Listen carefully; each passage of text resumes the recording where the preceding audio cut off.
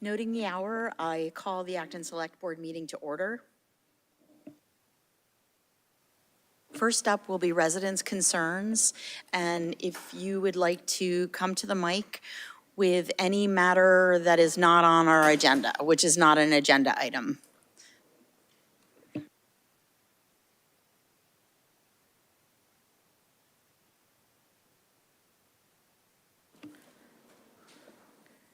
Should I recognize the caller? Two callers. Hi, this is Tara. Can you hear me? Yes. Yes. So I was just going to make a note. Thank you for the goals. It was very hard to hear, but I think I got the gist, and I saw the proposed goals. And I just wanted to make note that the more programs for seniors. I've looked at other towns, and I feel like Acton's is really good. I think that in fact, better than Concord from what I look at. My suggestion was to make it easier to use, because it's really hard for proud people who have worked their whole lives, have contributed to the community their whole lives, to have to come in and share really personal information. When the state already has it, they could just sign a document, and then the state could give them the circuit breaker information. And I feel like if they're getting circuit breaker from the state, the vetting has been done, and they should get a discount automatically. Thank you so much. Thank you. Is there another caller? Yes, Madam Chair. Martin Benson. Yes, good evening. Can you hear me? Hello, can you hear me? Yes. Oh, wonderful. First, I'd like to thank Mr. Schneider-Grant for his statement during the May 21st, 2024 Select Board meeting. In his comments, Mr. Schneider-Grant acknowledged that the suspect in the Zoom bombing incident in December 2020 had no connection to the AV community. This was the first time in 4 years that such a statement was made without it being immediately challenged by another governmental official. While the statement was appreciated, it should not have taken 4 years and countless appeals to the Secretary of State's office for such clarification to be provided. As outlined in the email I sent to this board last week, the town has still not met its legal burden of providing me with all of the records which I requested on April 20th, 2022. As requested by the Secretary of State in case SPR 231499, Town Council and I spoke on October 4th, 2023, and we agreed that the town would recheck for records that were improperly withheld and which were created over a 5-week period from December 17th, 2020 to January 25th, 2021. However, during the Select Board meeting on November 20th, 2023, Town Council inadvertently affirmed that the town had only searched and provided me with some of the records from December 18th, 2020, and not from the full 5-week period which we had agreed to. She also acknowledged withholding additional records at that meeting. Her statements were in conflict with her previous affirmations to myself and to the Secretary of State's office that all remaining records had been provided. Subsequently, I filed my 7th appeal, and on December 22nd, 2023, in case SPR 232973, the town was ordered to issue me a response which was compliant with the public records law. Town Council responded on January 21st, 2023, asserting that, quote, the town is not searching for or producing any more documents in response to your appeal unless directed by the supervisor's office. However, this was a flawed legal argument, as under Massachusetts General Law, GLC 66, subsection 10A, quote, any non-exempt segregable portion of a public record is subject to mandatory disclosure. End quote. Subsequently, I filed my 8th appeal, and on May 2nd, 2024, in case SPR 241166, the supervisor's office ordered the town to provide me with the response, quote, consistent with the public records law and its regulation within 10 business days, end quote. As of today, 44 business days have passed, and I've yet to hear back from Town Council. The only reason why this issue has not been resolved is due to the town's refusal to provide all of the records which it's legally obligated to under the public records law. Therefore, I'm requesting that this board instruct Town Council and the town manager to comply with the law and to provide me with the remaining records sought in my records request in order to resolve this matter. The time has come for Town Council to stop implementing dilatory tactics. Otherwise, a 9th appeal or other potential legal action will likely be forthcoming. Thank you. Thank you.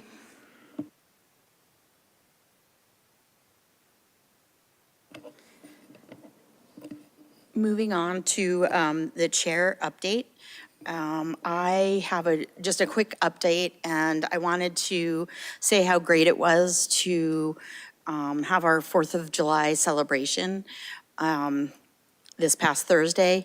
And I also want to thank the town managers and the town safety department and the rec department, Melissa, for the incredible all day of work they had on the 4th. It was just a really good time.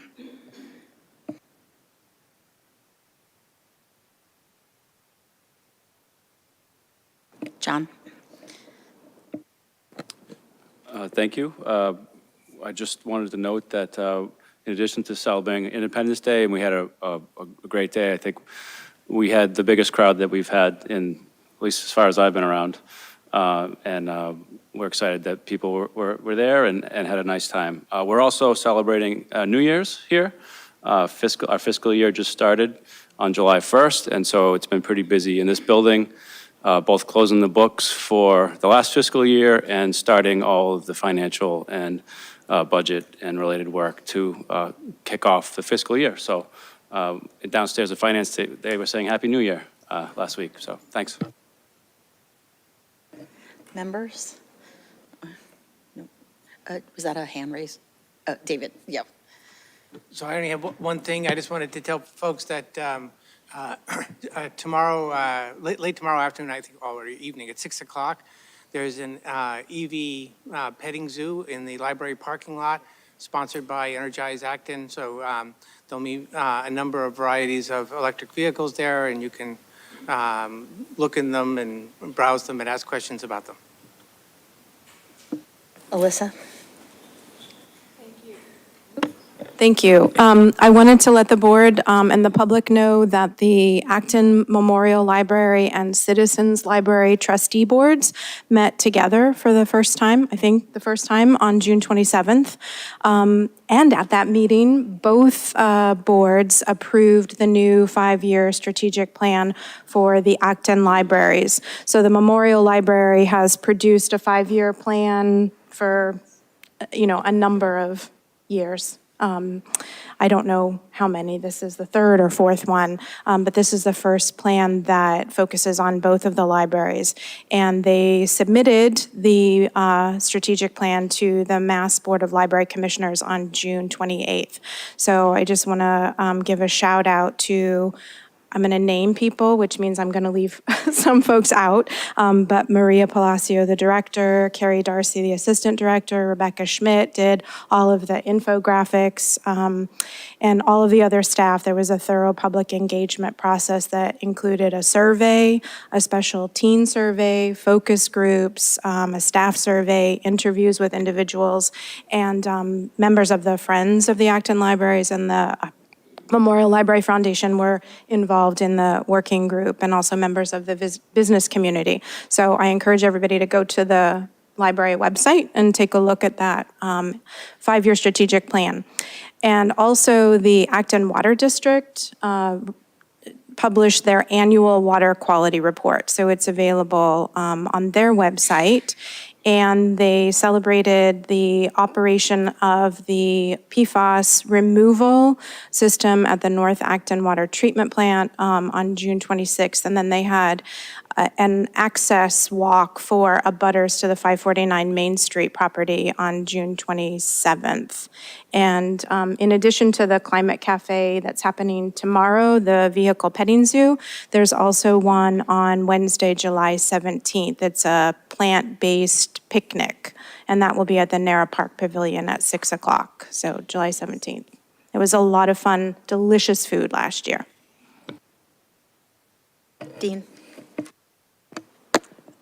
Yes, I have 2 announcements. One, just want to acknowledge 3 of the select board members and town staff were in attendance of a really wonderful swearing-in ceremony for 4 new firefighter/EMT paramedics this afternoon. It was great to see the enthusiasm amongst the new recruits, and I'm really very hopeful. I know there's been a lot of personnel shortages in that department for a number of years, and I'm glad to see that progress is being made. So look forward to seeing these folks out on the street. Second item, I have a bit of bad news for older residents in town. B. Perkins, who some of you might remember, lived here in Acton from 1963 to 1999. She passed on over the weekend. B had been an elected member of the planning board. She was on the Recreation Commission. She was on our first Charter Commission. She was one of the initial members of the Volunteer Coordinating Committee. She was one of the initial members on the Sidewalk Committee. She had been involved for many years with the League of Women Voters, and possibly most significant, she was a member of the Town Administration Committee, which led to charter changes and eventually brought us to the town manager, 5-member board of selectmen, and open town meeting form of government back in the late 1960s. Her quote was, "Volunteering is not something you can do, but something you should do." So she was a great lady, and although she's been gone for a number of years from Acton, she certainly left a mark on the town. Thank you. Thank you. Any other? No. Moving on to number 3, our first public hearing for the night. A dangerous dog hearing for Romeo, who resides at 71 School Street. I'll read the notice of the hearing. And notice is hereby given under Chapter 140, Section 157 of the General Bylaws that the Acton Select Board will hold a public hearing on July 8th, 2024 at 7:10 p.m. in the Francis Faulkner Hearing Room in Town Hall, 472 Main Street, and virtually for an order to show cause to determine a dangerous dog housed at 71 School Street, Acton, Mass. 01720. The documentation concerning this public hearing can be inspected before the public hearing at Town Hall during normal business hours and electronically at https://actonmass.gov, DS Web, get document 91229. The public may attend virtually at actonmass.gov meeting select board or from a telephone. Dial 646-876-9923 and enter webinar ID 503-918-785. And telephone users may dial *9 to request to speak. Computer and app users may use the raised hand feature to request to speak.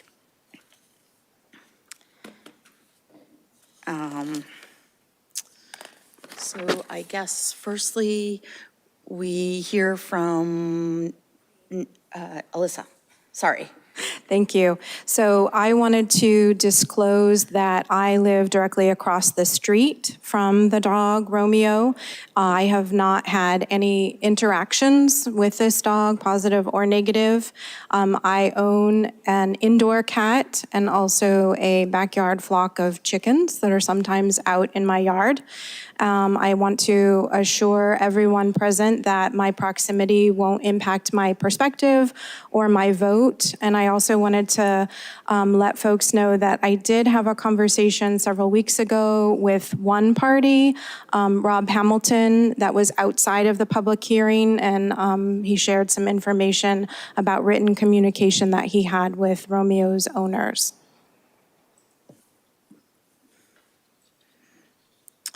So I was just going to read the opening statement and just the procedure for the hearing. I'm going to read it. This hearing is being conducted pursuant to Massachusetts General Laws, Chapter 140, Section 157, the Nuisance or Dangerous Dog Statute. The statute gives this board the authority, upon receipt of a complaint, to determine whether a dog is dangerous, meaning that it A, has caused injury by attacking a person or animal without justification, or B, behaves in a way that would cause a reasonable person to believe that it poses an unjustified threat of physical injury. The board shall hear under oath from all witnesses who can testify to this issue, in particular to the events that took place on February 17th, 2021, March 18th, 2022, and January 9th, 2024 involving Romeo. If after hearing the testimony and taking any evidence, the board declares Romeo a dangerous dog, it will issue an order prescribing a remedy that may include, among other things, certain restraints, muzzling, or even euthanasia should the circumstances warrant. The board's decision will be memorialized in a written decision issued shortly after the hearing. Any order of this board may be appealed to the district court.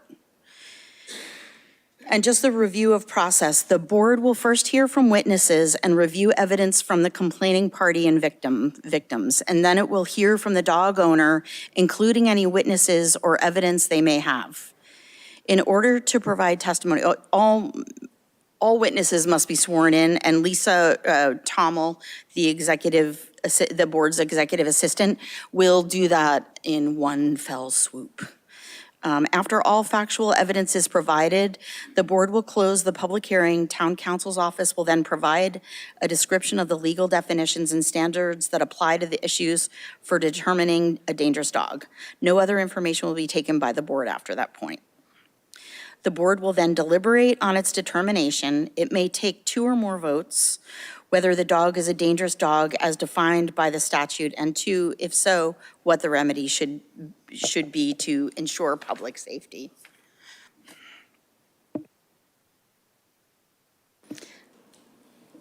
Lisa, do you want to, is Nelba going to speak, or John?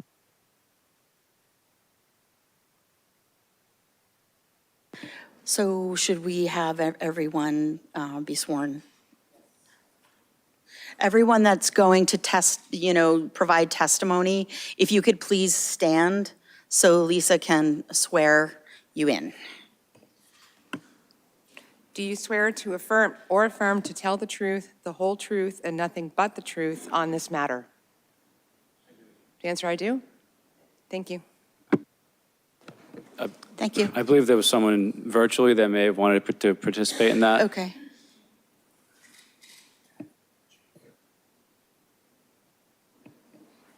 No. Jim Jones has raised their hand.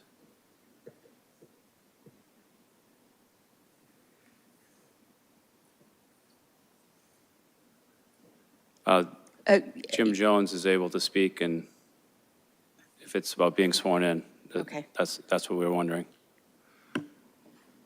Is he unmuted? No longer with us. Okay. No, I'm here. Can you hear me now? Okay, great. Hello? Can you hear us? Yeah, can you hear me? Yes. Okay, I do, I swear. Thank you. And I just wanted to add one little snippet, and I just want folks, this can, be an emotional kind of thing for folks, animal owners, and if we can all just be respectful of words and feelings.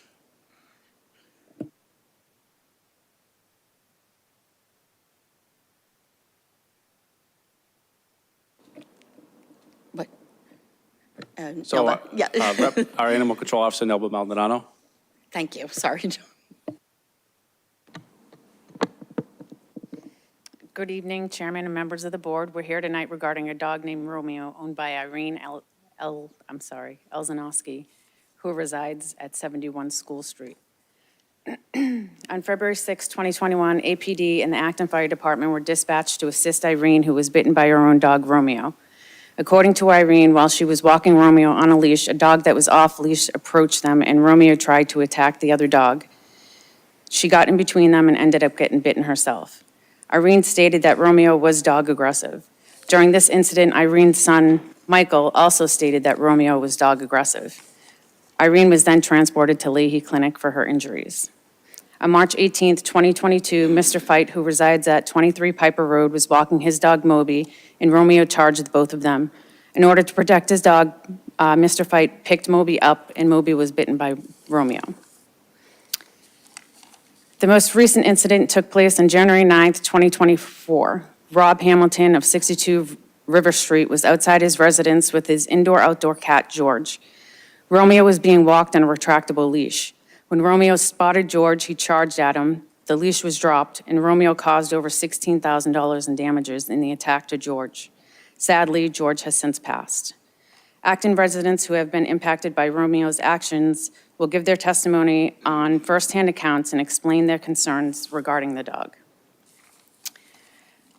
According to Mass General Laws, Chapter 140, Section 136A, the definitions that are applicable to a dangerous dog is a dog that either without justification attacks a person or domestic animal causing physical injury or death, or behaves in a manner that a reasonable person would believe poses an unjustified imminent threat of physical injury or death to a person or domestic or owned animal. The definition of attack is aggressive physical contact initiated by an animal. In all three incidents that Romeo had been involved in, he fits the description stated by Mass General Laws. We're here today to help keep Acton residents and their animals safe. If Romeo is deemed dangerous, these stipulations are not a punishment, but merely an avenue to help protect the public. You had mentioned euthanasia, and I believe, in my opinion, that is not on the table right now. Thank you.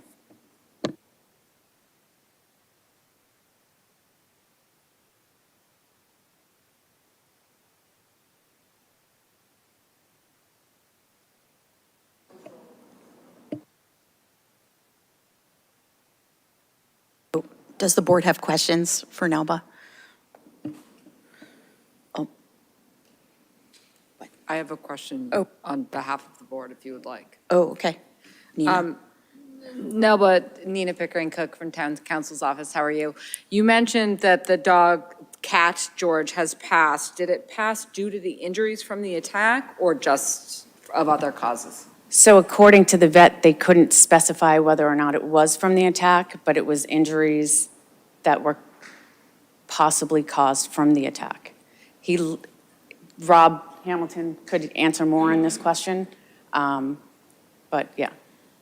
So Okay. he lived for a little bit longer after all of his surgeries. Okay. So we're going to just take one question at a time, and if you want to ask questions, you need to come to the mic, so we'll get to that. I believe- sorry, Nina. No, Fran, I believe this is the dog owner, and she Oh, is okay. allowed to ask questions of the Okay. witnesses. So if you want to come to the microphone here.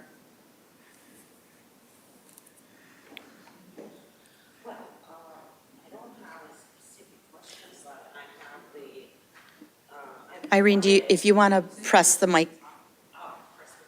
So Irene, before you start, this is not your turn to go. This is just your turn to ask questions of Nelba. Press the button. How old was the cat? At the top of my head, I'm unfortunately unaware. I do have it in my notes, but Rob Hamilton, who is the owner of the cat, is here, and he's going to speak tonight. So if you'd like to ask him that question when he comes up, I'm sure he can answer that for you. Okay.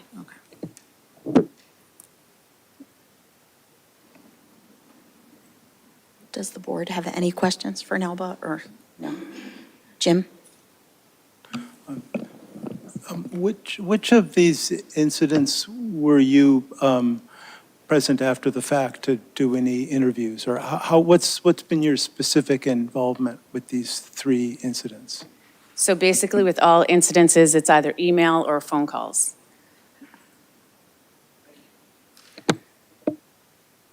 Alyssa? Nelba, can you tell us a little bit more about who you talked to with respect to the January cat incident?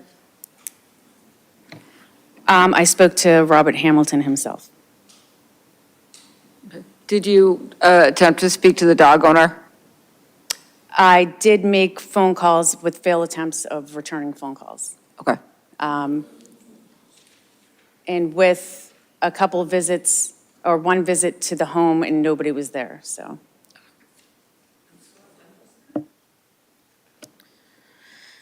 Alyssa?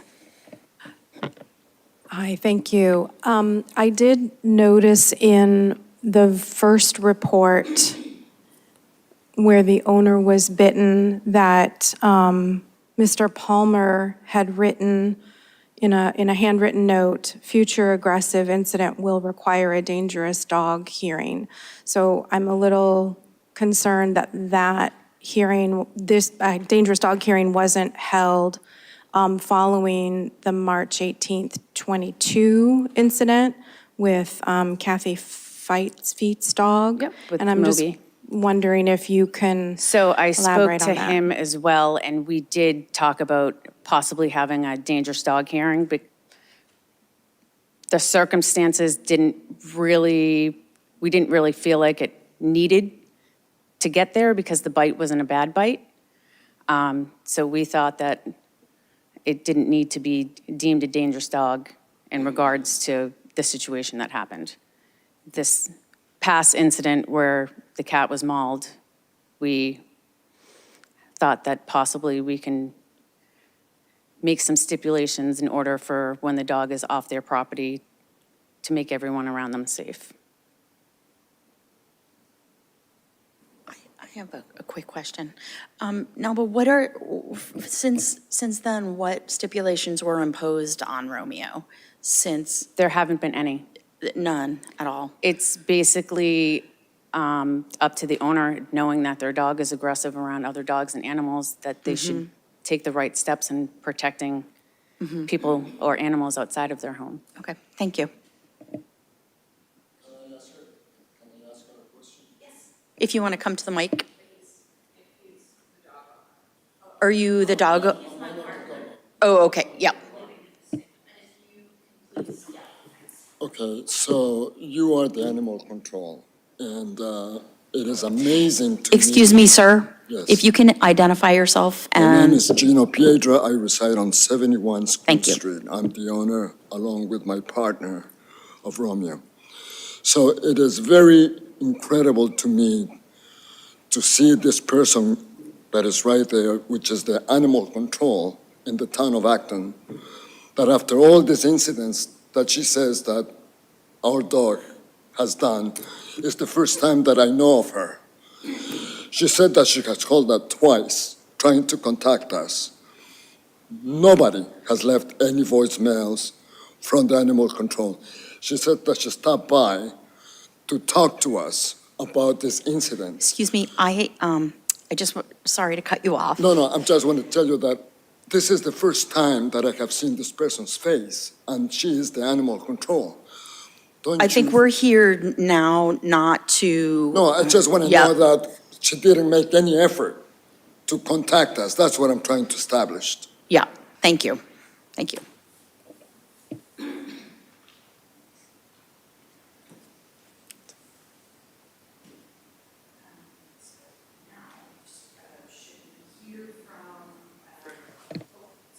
So we hear from the,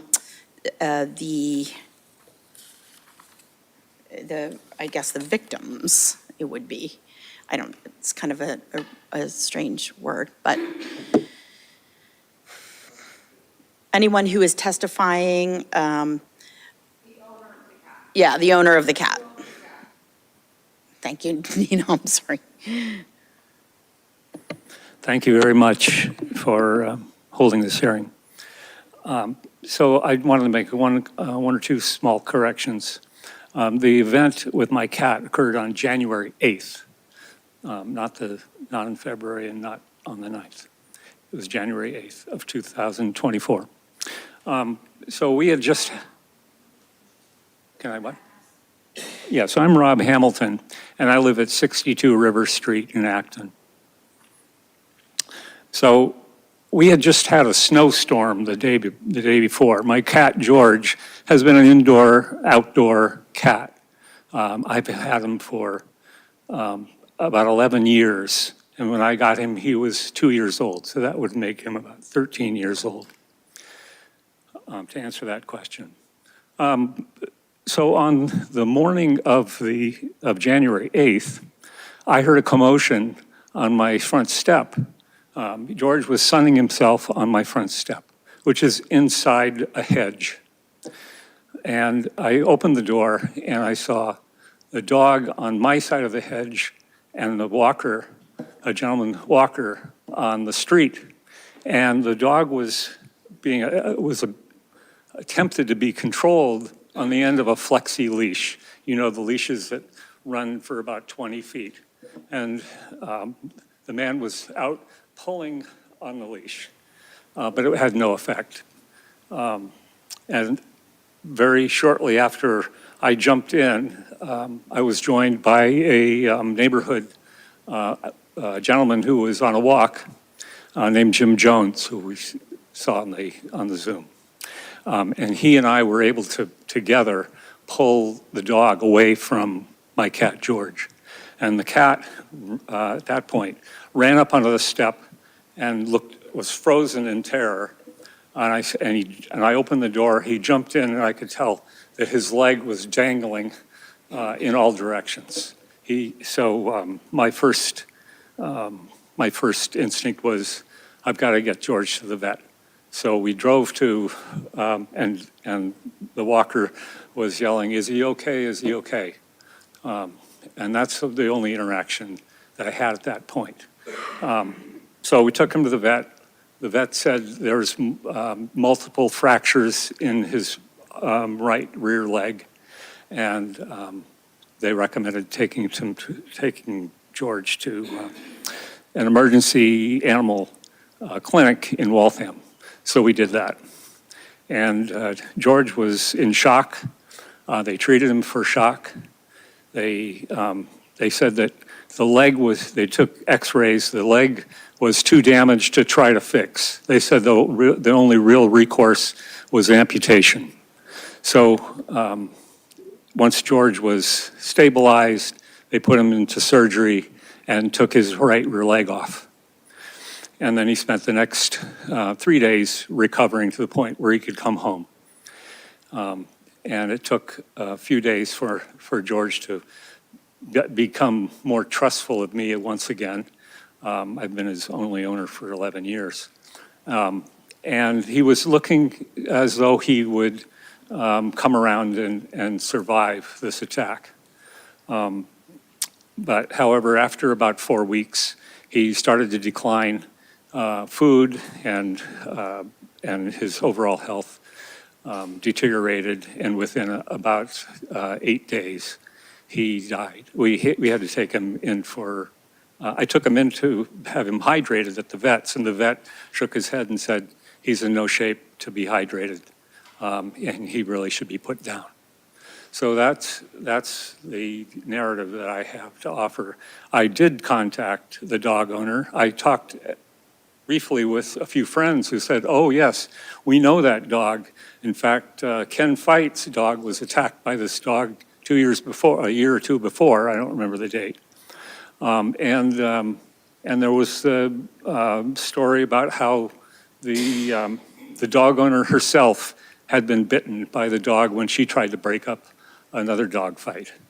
And then in the meantime, the dog continues to be walked in my neighborhood, still on a flexi leash, which dog trainers will shake their head and say, there's no way to control a dog on a flexi leash. They can break free of it. And I would have thought would be wearing a muzzle. I spoke with the dog walker a month or two later, and I said, this dog should be wearing a muzzle. He said, oh, he is wearing a muzzle. It was in a bag hanging from his neck, so not on his mouth, as though he would say, here, buddy, can I put a muzzle on you because there's a cat or another animal in the vicinity? So that is useless. So I believe this dog needs to be constrained on a small leash, a leash that a dog trainer would say, this is a device that can be used to control a dangerous dog, and this dog should be wearing a muzzle at all times when being walked in the neighborhood. We have many small animals in our neighborhood, and it's not too surprising to find other people in the neighborhood who've had similar incidents. So thank you very much. Thank you. Dean? Yes, I'd like to ask Mr. Hamilton a clarifying question. In the packet that was distributed to us and to the public, there's pretty extensive vet bills. Have you been reimbursed by the owner for those vet bills? No, that's another interesting topic. I did talk with the dog owner on the phone 1 or 2 weeks. I don't know if I recorded the date. And I told her I was not looking for complete reimbursement. But I would look for any kind of help she could provide to help pay the extensive vet bills. But I received nothing. Thank you.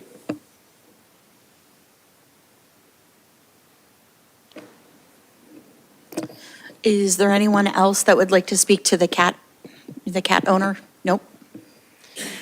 Maybe online? Okay. Jim Jones? You're all set to speak if you'd like.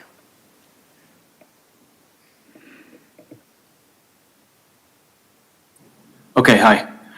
Yeah, I think this would be a good time for me to just add to what Rob said. I don't have much to add. He pretty much stated the way the incident went down. I was walking down River Street towards his house, and I saw this commotion. And the only few things I have to add is that that dog had George completely in his mouth, like the whole cat was in his mouth. He was going to kill that cat. He was not messing around. And when I went up and screamed at the dog, no, no, no, as the person walking the dog, as Rob said, was at least 10 feet away with a retractable leash, having no effect at all on the dog. Finally, I think screaming at it and Rob, just getting in his face, finally got him to drop George, but he would have just crushed him. It was just that I've never seen a dog come so completely out of control and still on a leash and walking down the street. I guess that's pretty much all I have to add. Yeah, this is the only incident I ever saw with this dog. I wouldn't recommend putting it down, but definitely a muzzle and a very short leash is obviously needed, in my opinion. And Jim, can you just state, thank you for that. Can you state your address, please? 141 School Street, Acton. Thank you.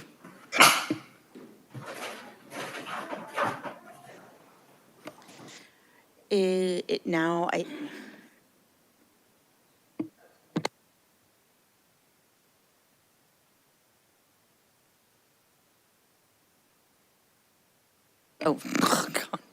God. If the call-in person would like to speak, please state your name and address. Hi, yes, it's Tara calling again. I just want to say, Rob, I'm very sorry for your loss. Also, just that in all of my years of being part of the municipal government and the witness too, that the dangerous dog hearings are probably the most difficult thing to participate in and to hear, because people get pissed off about the tree that's going to get cut down or whatever, but these are our friends, the pets, and so I know that this is how the law is written, that the human friends are owners, but I feel like just that we can respect that these are friends and not just property. Thank you very much, and I'm really sorry that this happened, Rob, and I hope that that the world can be protected from dangerous dogs. Thank you. Thank you. And now we will hear from the dog owner. Madam Chair, could we hear from Ken Fight first, who was the other person who had a dog that was attacked? Oh, sure. Is he here? Oh, come on up. Anyone else? Yes.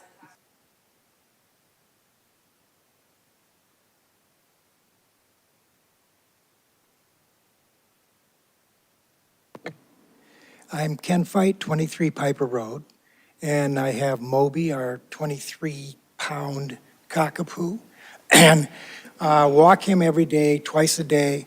And I used to do the loop around River Street fairly often, and I would see George actually several times as we walked, and had met the dog in question and the owners a few times. And usually, if we're on the same side of the street, one of us would go to the other side. And I was told by them that he was fine with people, but very aggressive against other dogs. So I figured separation was the best thing to do. The time in question, we were walking down River Street, and the gentleman owner and the dog were in the Lazzaro's parking lot, and he was off leash at that time. And we were coming down past Rob's house, which is almost directly across the street. The dog saw us, saw my dog, and just attacked directly from that point. And I wouldn't think, even if he were on leash, it would have been extremely difficult to hold him back. And I tried to cut him off, but he just basically ran right by me, attacked my dog, and we did the best we could to tear him away. Finally, the owner was able to leash him, subdue him, and basically scream at him. And he then backed off. I was able to get my dog away.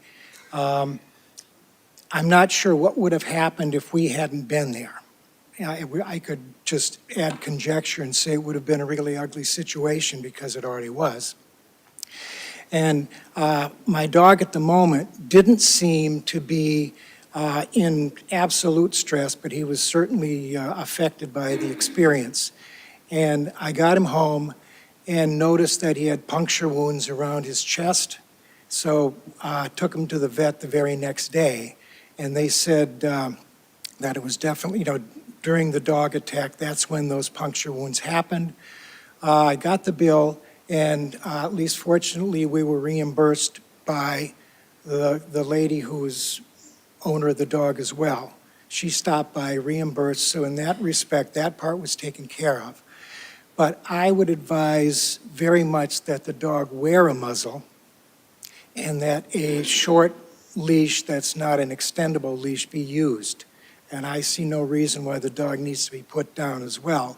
As a dog owner, I know how I would feel if that were to happen to any of the dogs that I've ever owned.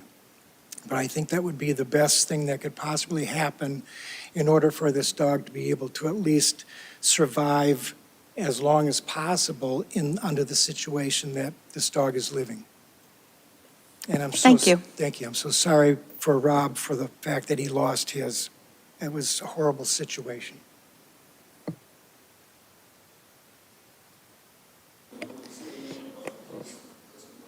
Is there any more testimony for the cat? Just for the cat?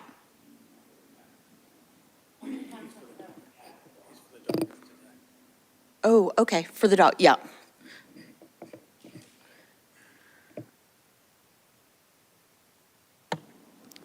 Daniel Gilfix. I live at 21 Vanderbilt Road, same area. I've never had an incident with that particular dog except what I've heard. And I do know very well the cat in question and the dog in question. My dog gets along very well with Moby, and George was a wonderful little cat. I can't see how either of those dogs could have, or either of those pets could have provoked this.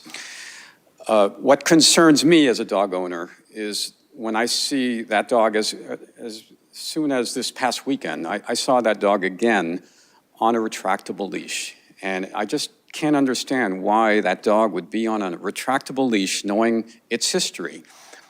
And so I too would be very sympathetic to a dog owner with a dog like that. But come on, we have to be responsible. The dog should be wearing a muzzle. The dog owner should be using a leash. My little golden doodle has a short leash. Why wouldn't a dog that's twice as heavy and with signs of being kind of vicious not have the same? Thank you. Thank you.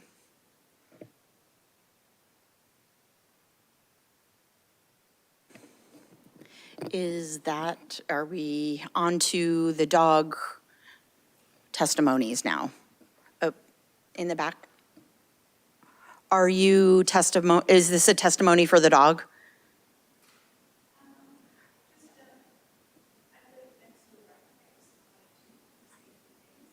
Okay. Sure. If you could just state your name and address. My name is Alyssa Bozian. I live at 69 School Street. I share a wall next to Romeo, and sometimes the dogs bark at each other quite aggressively. My dog, since I heard about Irene being bit by the dog, I always go out and check to make sure no one's outside before I take my dog out. We drive somewhere to walk her. And I just think that, I live in fear of walking my dog in the neighborhood. And again, with the retractable leash, I see that a lot. And I spoke to my obedience trainer, and she advised me that my dog and Romeo should never, ever meet. And that's all I had to say. Thank you.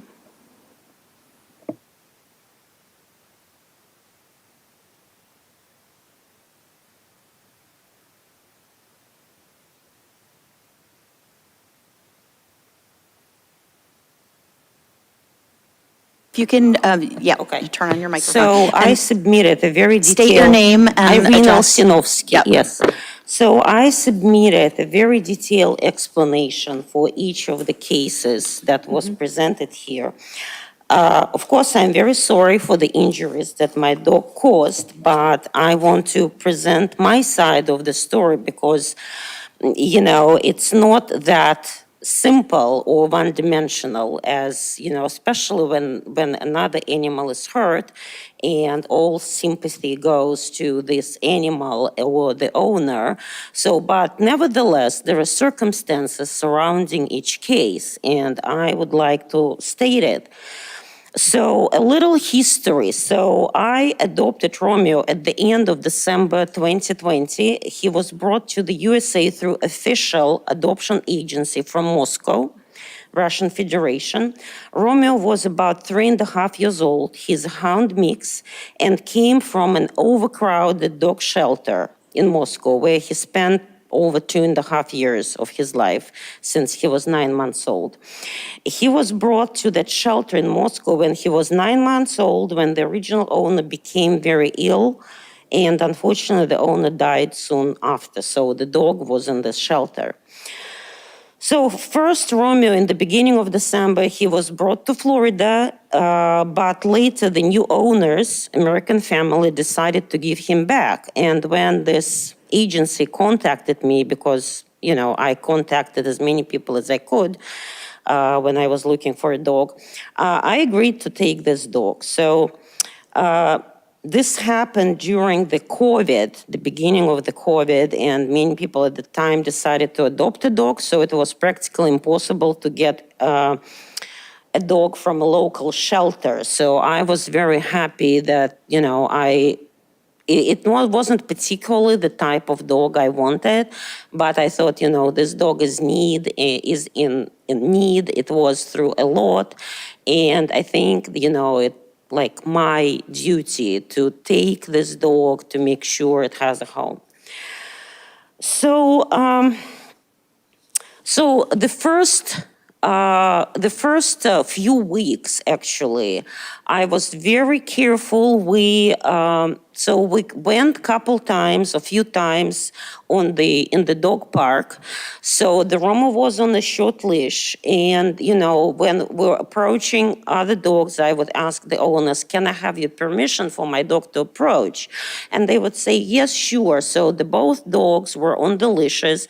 Romeo would come slowly. They sniff each other, even start playing.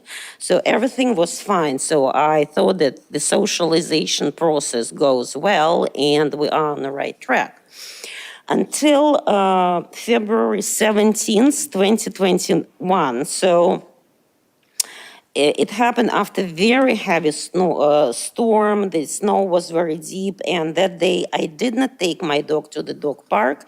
Instead, we walked on the side of the park, outside the park, behind the pond. Romeo was wearing, so when I got this dog, a person from the agency who brought him told me that we should use the metal collar with spikes. So, and that's what he was always wearing from day one. So he had a collar with spikes. He was on a regular 6-foot leash. So we're talking outside the field when suddenly I see a group of dogs, about 4 or 5 dogs, coming from the field towards us, no owners inside. So we're surrounded by this group of dogs, and my obedience trainer, my dog trainer, when I told him about situation, he told me, any dog when stared at close proximity with an unknown dog would consider it as a threat and disrespect. So also my dog was restrained on the leash, and all these dogs were roaming free. So I tried to yell and scream towards the owners. It was the group of women, like in the middle of the field, grouped together, talking to each other, not paying any attention where their dogs are. So, and these 2 dogs, a husky and my dog, they looked at each other from like 1 foot distance, and they both snapped. So, but my dog was on the leash. I was trying to pull him down. The husky was without the leash, and they both like grabbing each other's necks. So I tried to take my dog under the neck and pull him back, but because it was a lot of snow and icy, I literally like slipped and fall on the ground underneath 2 fighting dogs. So, as far as I know, so Acton has a law, not a leash law, but requires that all the dogs be on the visual and voice supervision, right? So, and it doesn't, seems like it doesn't apply in the dog's park. So also through my conversations with owners of the other dog, they actually were very proud. We're coming here from Sudbury. We're bringing our dog from Maynard. We are from Concord. This is the park for Acton residents, as far as I know. And other dog owners who live in the neighborhood, I heard many times that they don't like to coming to this dog park because dogs are running unsupervised. So it's very difficult situation to control. So yes, I was beaten because the dog was blinded. It was considered as a threat. Besides, it was only 7 weeks since his arrival, and he was through a lot of stress. So we were learning about him, he was learning about us. So, but since that episode, I never stepped a foot in a dog's park. Actually, I was having a panic attacks just passing by it's on the school street. And all the socialization of my dog was stalled. So since then, I'm very worried when I see a dog on the street. Most of the time, I take my dog into the car, and my neighbor probably sees me every day because I take the dog on the other side of the railroad tracks and go to the fields along like Maple Street. There are like hidden roads. So we go there where we practically, a chance that we will not see anybody. So this is what happened at the dog park. So, and I tried to raise this question on one of the residents' forum in Acton, but I was so viciously attacked. Like there is no place for dogs like your dogs or whatever. So our dogs can run free. So things like that. So it was very unfriendly. So, following this reaction, it seems like the tendency is whoever runs and complains first have the accusational advantage. So I probably could have complained to animal control about groups of dogs running free in the park and threatening other dogs and people. So I didn't do that. I wasn't aware that, there is even like animal control officer. So on that note, I would probably, I just had a thought, when I register a dog, when anybody registers a dog, it would be a good idea to give a little brochure like rights and responsibilities of the dog owners. Because I don't know what the laws are. I know that I have to register the dog. I know it has to be vaccinated. But what happens in public spaces, I don't know. I worked in real estate for a long time. So, and, when you're dealing with apartment rental, you give a brochure, responsibilities of the tenant, responsibilities of the owner. So none of this exists. It's an informational vacuum. So this episode happened more than 3.5 years ago. So I did some reading, what is the statute of limitation in Massachusetts on civil cases that involved light injuries, property damage, things like that. And it's 3 years in Massachusetts. And specifically with the injuries, if the owner doesn't bring a complaint within 2 or 3 months, it deemed that the injury wasn't significant. So in the second episode on River Street in March 2021, right? So it was practically a year later. I take full responsibility for that episode. Roma shouldn't be off the leash on this construction site. It was so tempting, because for a long time, it was a fenced commercial parking with this old warehouse, and suddenly the space is empty and everyone has a fence. It was so tempting to take the dog there. It's like 10 minutes walk from the house. He was once let off the leash when in the space. So I wasn't there, Gina was with him. And it's totally our fault. So I compensated the owner for medical expenses. I avoid walking Roma on River Street or even on School Street because basically every house has a dog. And you're passing the houses, dog barking in the windows, right? But I have to tell, within 2 weeks, I taught him not to react on barking dogs in the houses because his first reaction was to jump towards the windows, So in 2 weeks, after repeatedly saying to him no, he learned to not to react, he's just passing quietly. So the episode, yes, again, I'm very sorry. It was a terrible episode that the dog ran to the road and attacked, and luckily the other dog injuries were not very severe. But I felt very bad, and, I compensated the owner. So the last episode, so it was 2021, we are in 2024. The fact that for 3 years nothing happened basically illustrates that we control our dog. So we avoid places where he can possibly meet the other dog. I have a collection of muzzles from all over the world. I buy them in Germany, in Israel, in Prague, because they are much better designed than what we have here, and they're much more ergonomical. The Roma refuses to walk. When I put a muzzle on him, he simply lays down on the ground and refuses to move. So what I do, I put muzzle on his neck, and when we see like 50 feet away a dog approaching with the owner, I put a muzzle on him. I took him on the short leash. I pull them on the side of the road. We wait until the dog passes. So that's what I do. With the unfortunate cat, I'm sorry the cat died, but even though, as you heard, the owner says that the cat was there for a long time, I noticed this cat first time maybe less than 2 years ago.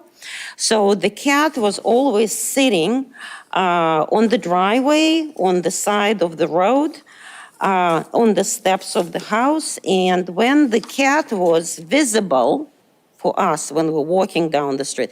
I would always take a dog on a short leash, go on the other side of the road. We were prepared. So for those who is not familiar with 62 River Street, I made pictures from the Google. So it shows that the house has no fence. So the only separation between the house is about 6 feet from the road curb. So, and there are bushes in front of the houses. So when the cat was sitting on the driveway or somewhere in this area, we could always see him. We would pull the dog away.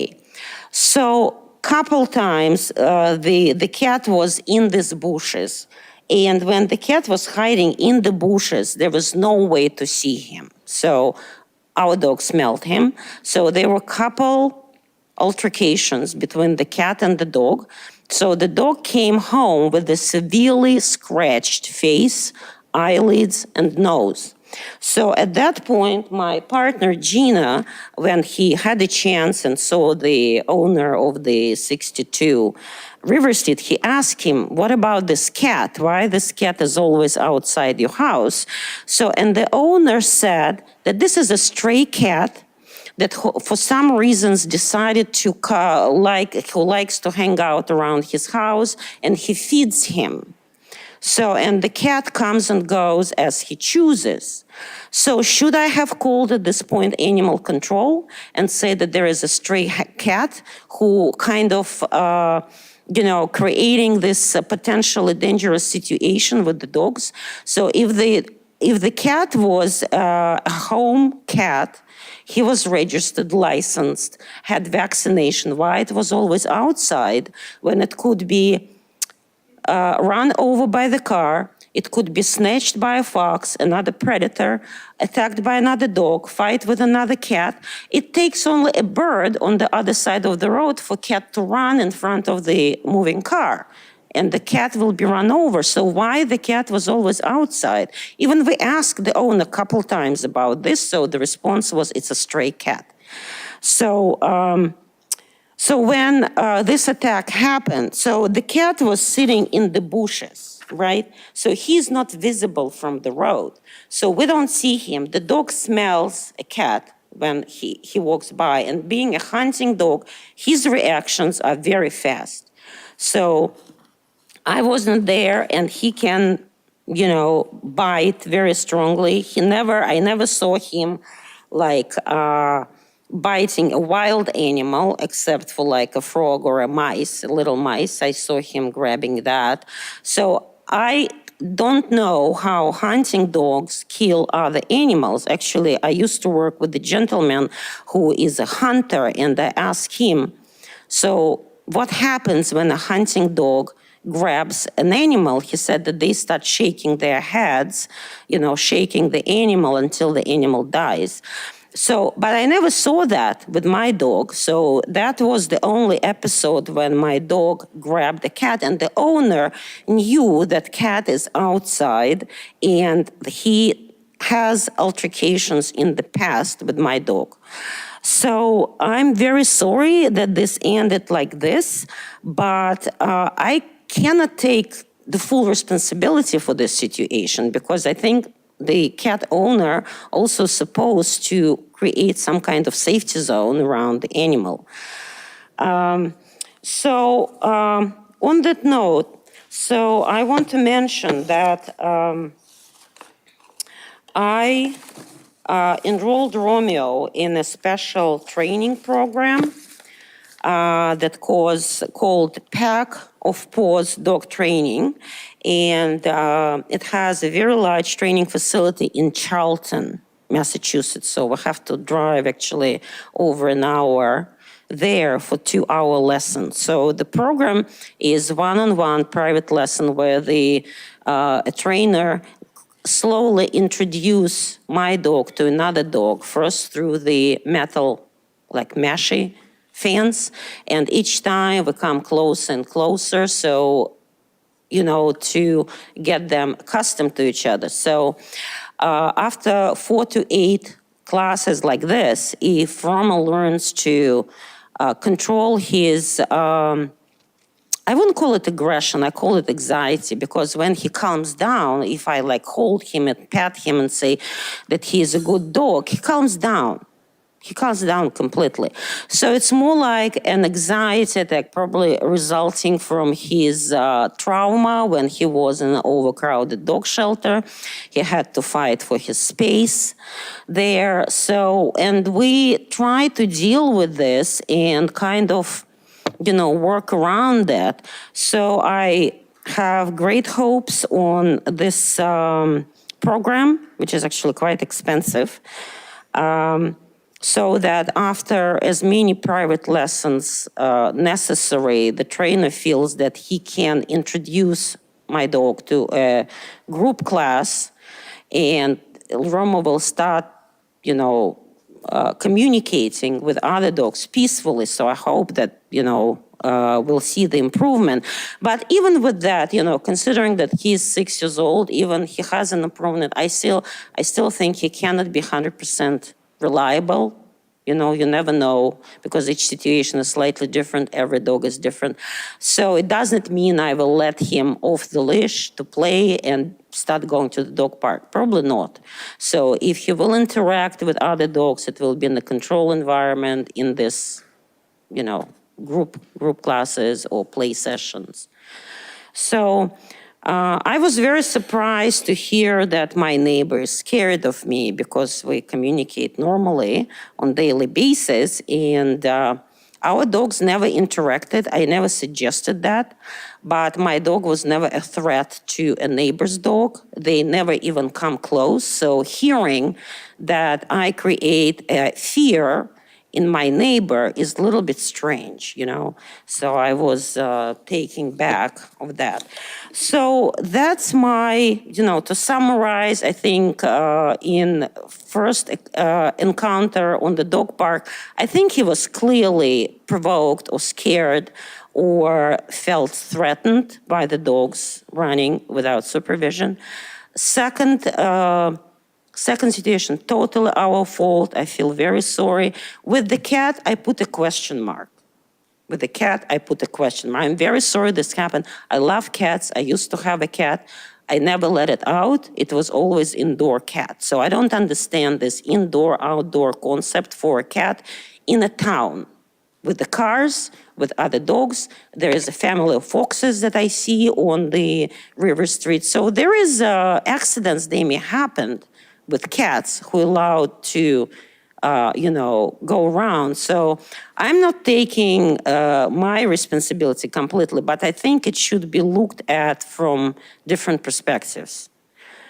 So that's my take on that.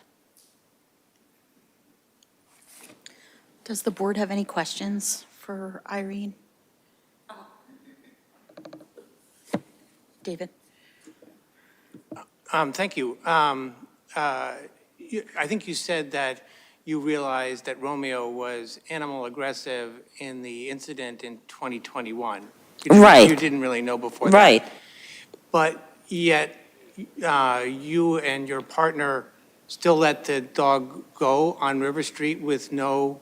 No, never. You testified earlier that you let No. the It was the only one he was let off the leash only once. Okay, but you did it once, right? You knew you had a dog, a dog that was animal aggressive. And you let them off lead. So it was in an it wasn't anticipated. No, it wasn't anticipated. Basically, after this accident or in the dog park, the situation was he was not given a chance to socialize. Okay. But I appreciate your dog situation and that your dog was in a pound in Russia and came here, and your dog's probably not had a wonderful life until now, maybe. But our role here is to protect the public and the people in town, right? I would like to say, he's never aggressive towards people. Can you wait until I ask a question, please? I'm concerned that we protect that, the people in town. And so I just want to clarify a few facts. And so I understand that after you knew the dog was aggressive, you still let the dog off lead in a public area. After that, you still had the dog on an extendable leash, even after 2 incidents. I don't understand that, right? You knew you had an animal-aggressive dog. Someone in their own yard is not responsible to put up a fence against your dog, right? And so you're responsible to keep your dog under control, and obviously your dog was not under control. And you knew the dog was aggressive, and you still used the extendable lead. So I just wanted to point that out, and by your own testimony, that's the way it was. Okay, I want to make, I would like to describe to you what is the retractable leash is. So I don't know if you have a dog, if you ever had dog on a retractable leash.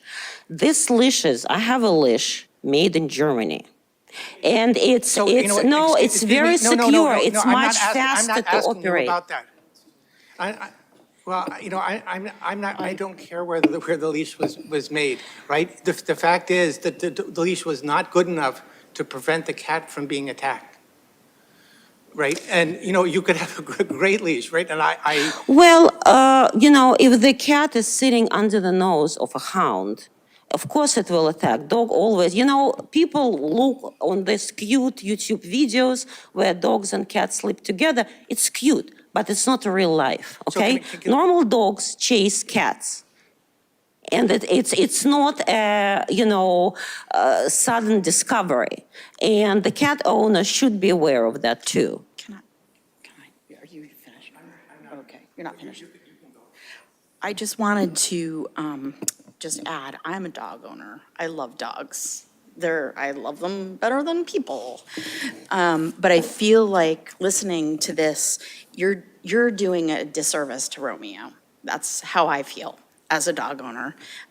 You're not taking the precautions after many episodes. And it hurts me to hear that you don't have control of a dog that will kill a cat. It kills 100 cats, right? That's what you're saying. Right? I think he needs to be in training for life. I think he needs to be muzzled. Maybe I shouldn't be saying this now, but it's unfortunate for the dog, but he needs to be controlled by the owner. He is, we have, as I said, he always wearing 2 colors. He wearing a metal spike collar. He wears a regular collar that are interconnected. Spike collars are bad. You don't even need to use that. He needs to be in training, and he needs to be contained and controlled. So he is in training. And as far as, we're trying to avoid any potential danger, we're going into the fields, in the woods, trying to avoid contact with other dogs. And let me tell you, I've been in the same situation that you have at Great Hill. Dogs approach, I leash my dogs, I keep them, I have 3 Jack Russell Terriers. They're little dynamites, I love them. They need to be leashed. They'll be in the next county if I don't.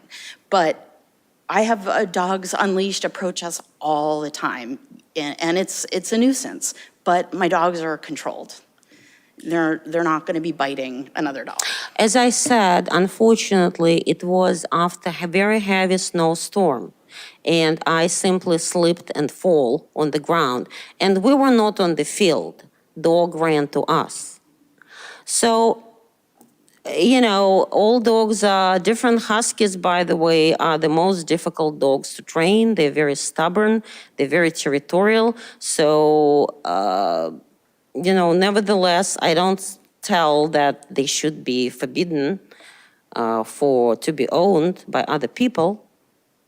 I avoid meeting huskies, because I know they're very alpha dogs, so it's a potentially dangerous situation.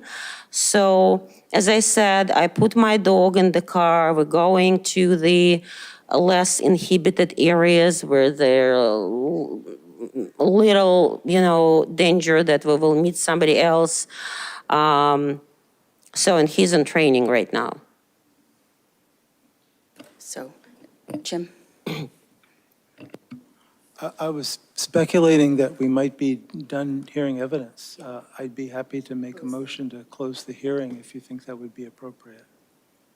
Is there anyone else to speak to the dog testimony?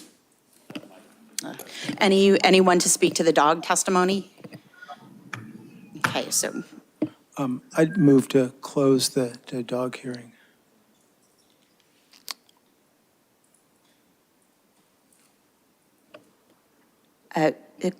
Jim, you're free to speak.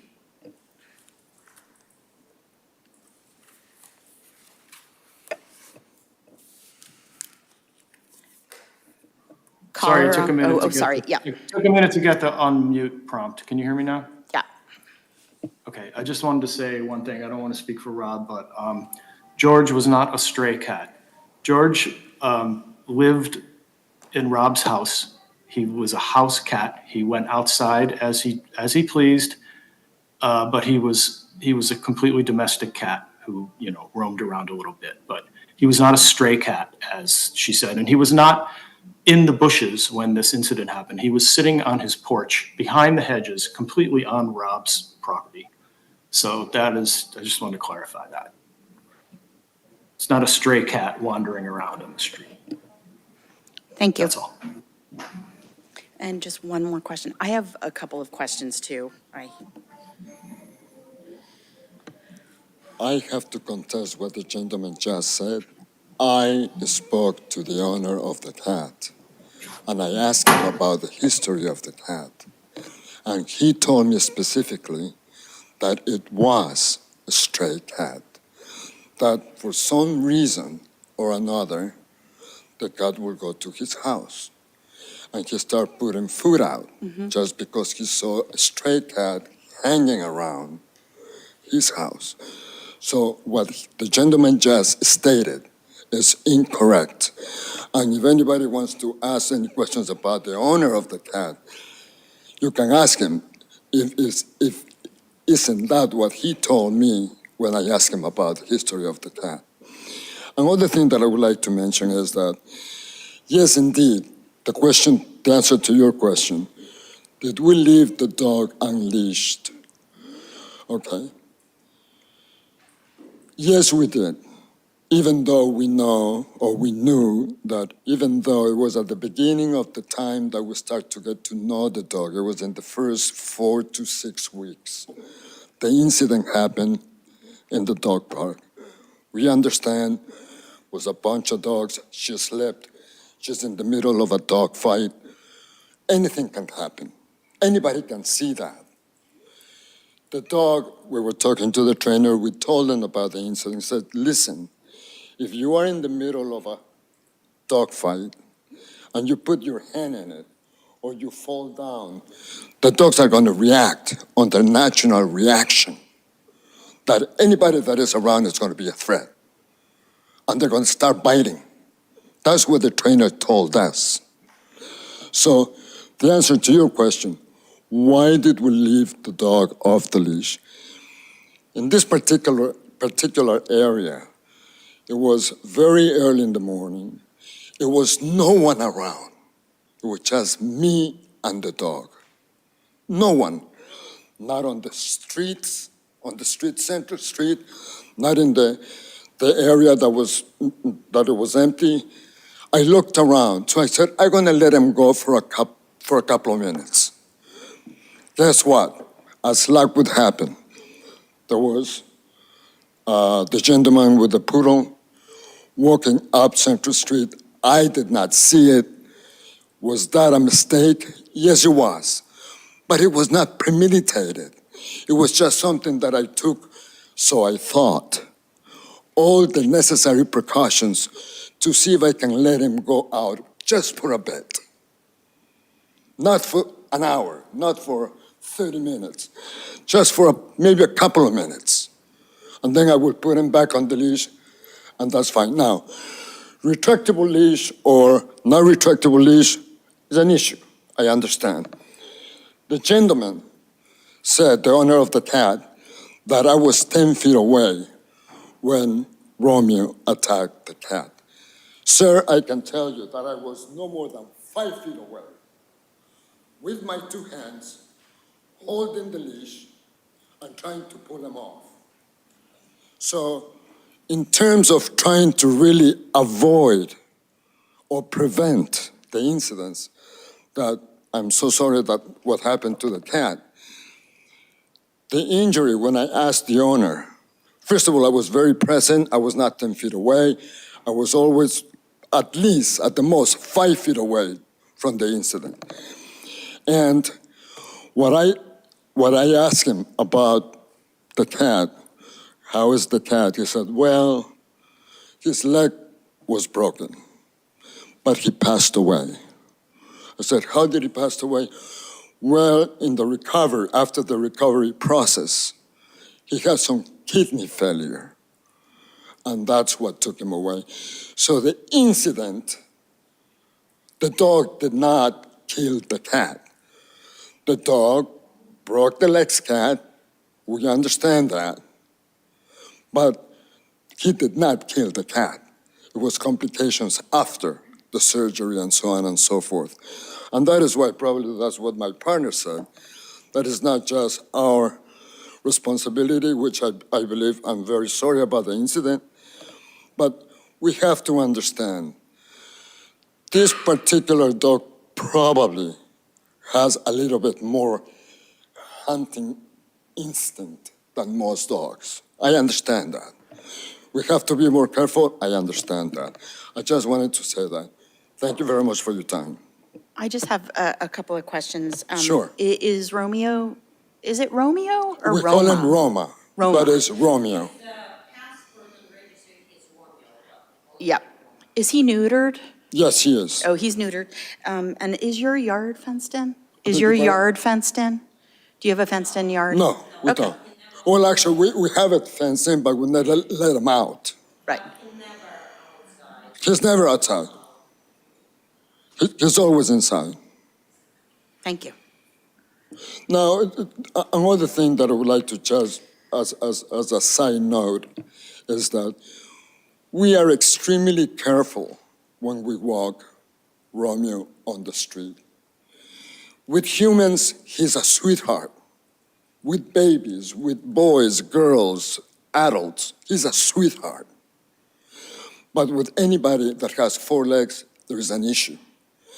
And all I can think of is probably his early life, trying to fight, protect his territory in the shelter, on the streets, fighting for food. All that has built up a defense mechanism in this dog that is so alert about other dogs. That is my only thing that I can say about, would you call it, do we have control of the dog? Of course we do. We have control of the dog all the time because we know his issue. And his number 1 issue is other dogs. So if we see a dog and we put the muzzles on it and we take him on a very short leash, no problem. Actually, he goes to the dog, they touch noses, they wag their tails, and they go their own way. That is the only issue.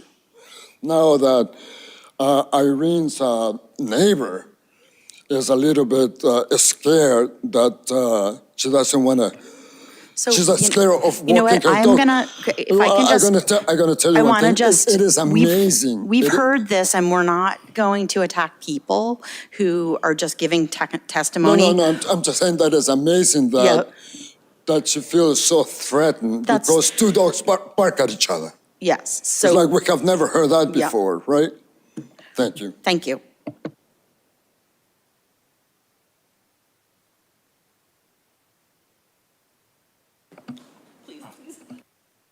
Sorry, this whole testimony is really making me feel worse and more concerned about my own dog's safety. Talk about blaming the victim. I would just like to say that I've crossed that dog, and I haven't seen them put the dog down and put a muzzle on. So I'm not sure what they're saying. That she says they're being very careful about doing certain steps. no. Maybe they'll sit the dog down, but I haven't seen the dog with a muzzle ever. And whether George, that cute little cat, died of whatever he died of, I mean, it's sort of like you catch COVID and you die of pneumonia. There was exacerbating circumstances, but that certainly didn't help.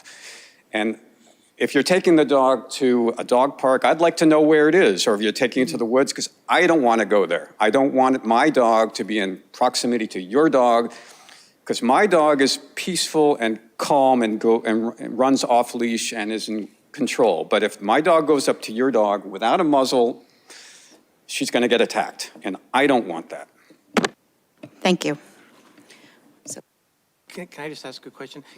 Can I, after we close the hearing, will I be able to ask a question of the animal control officer, or are we done talking to anybody else? No.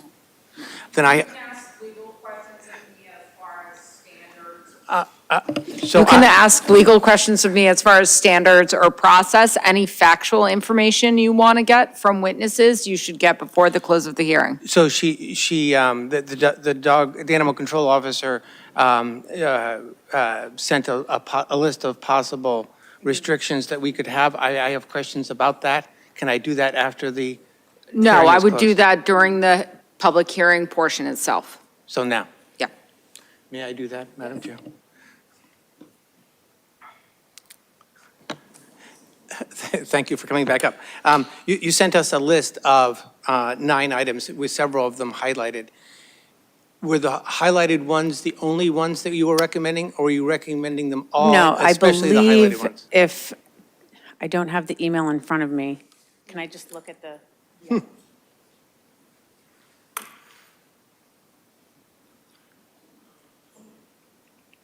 So what I have highlighted are the provisions that I added in there as like extra. That's not a part of the Mass General laws. Thank you very much. But you are recommending all on that list. All of them, including the highlighted. Number 4, I would leave that up to you guys, because it says that he shall be prohibited from all dog parks and recreational areas. I don't know how I feel about that, even if he does have a muzzle on. I mean, that would be up to you guys. So I think during deliberations, you can discuss each of the numbered ones out loud, because I think folks in the audience don't have a copy necessarily with them, so. So are we all set with closing the public hearing? Yeah. Now I have one question for the animal control officer. Do you have any information about whether Romeo has been neutered or not? We just heard some testimony that. Yeah, testimony that said he was or has been neutered. The only thing that she said she had emailed or wrote an extensive something or other, I wasn't sure if she just wrote that for herself or had emailed it to the members of the board, because I didn't see a copy of that. Irene, yes. Point of order, Madam Moderator. We can't hear a person not at the microphone. Yeah. I don't know whether you want her to speak or not, but we can't hear her. when She's just not at the stating that the dog is neutered. Great, thanks. That's all I wanted to know. Thank you. And do you have proof of that? Proof of the neuter? Yeah, great.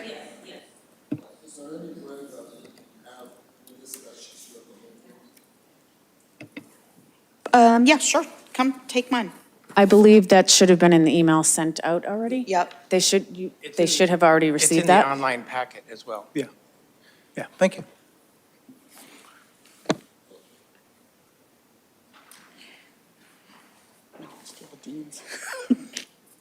No, I'll just look online. Jim, This be an appropriate time to make that motion again? sounds good. Okay. I'd move to, One more.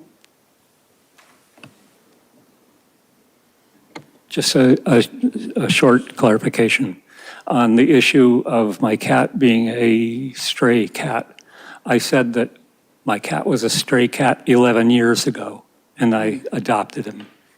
So it was not a recent activity. I'd move to close the dog hearing. Second. All in favor? Aye. Aye.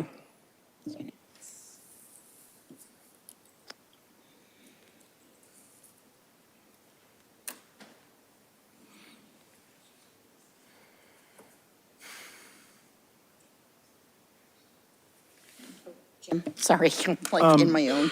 Yeah, if it would be helpful, I'm happy to read the recommendations here. I'm personally in favor of all 9, but there might be discussions if we read them. Point of order, Yes. Madam Moderator, that's the second decision we have to Oh, make. yes, of course. If we don't find Roma to be a dangerous dog, then those don't apply.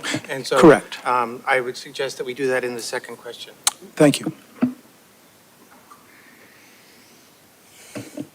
David? So for me, in the testimony that we've heard, and I'm basing my opinions on the second incident and the third incident, because, the first incident, they were just getting used to the dog, and I appreciate that, and they didn't realize that the dog was aggressive to other animals. And I also completely agree, and I would never accuse you of using your dog in some kind of premeditated way to attack other animals. But I do think that an attack a little bit more than every year is too many, right? In these incidents, there's an attack every 3 years and 4 months, roughly. You know what? We've heard, we are now deliberating. Oh, we're deliberating now. We heard all the testimony from you that we need. So we are. Yep, the public hearing's closed. Irene, the public hearing's closed.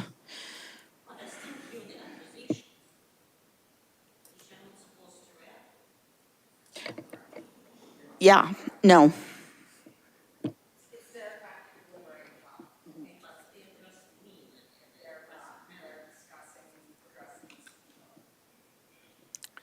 So there were 3 incidents in 2021, 2022, and early in 2024.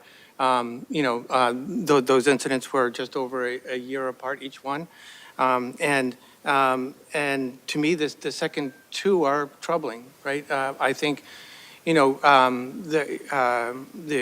owner claims that Roma was off lead only that one time, but that one time it attacked another dog. And then, and I'm not persuaded by the fact that it's the cat's fault that the cat was attacked, or the cat owner's fault that the cat was attacked. So, I think it's obvious to me that Roma is a dangerous dog. And I understand the concern of the neighbor, frankly, that I'd be concerned if Roma was next door to me and not well controlled.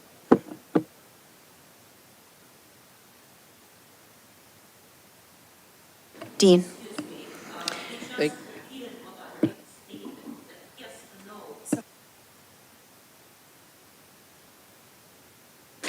Irene, the public hearing's closed. We're deliberating now. I know it's hard. It's hard to hear things that you don't want to hear. I don't like that either. But the public hearing's closed.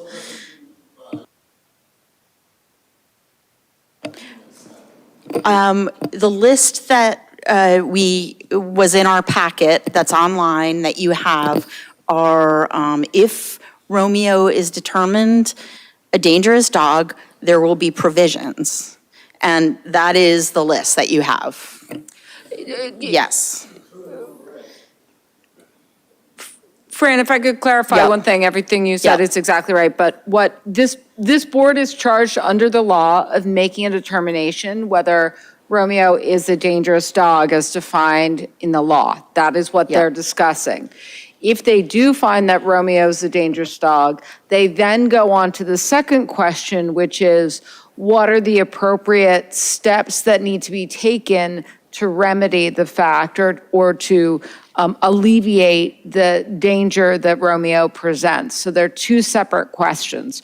Right now, they're determining whether or not he's a dangerous dog. I understand you may disagree with that determination. They are charged under the law with making that determination. Thank you, Nina. Yeah, I'm a dog owner now. I've owned dogs for many years, also a cat owner. Very sympathetic to having an animal killed like that, regardless of how the cat might have been acquired or what its ancestry was. I also, I've used the flexible leashes on my dog. I go with a 6-foot firm leash instead, better control over the animal. There's no question in my mind that Roma fits the category of a dangerous dog.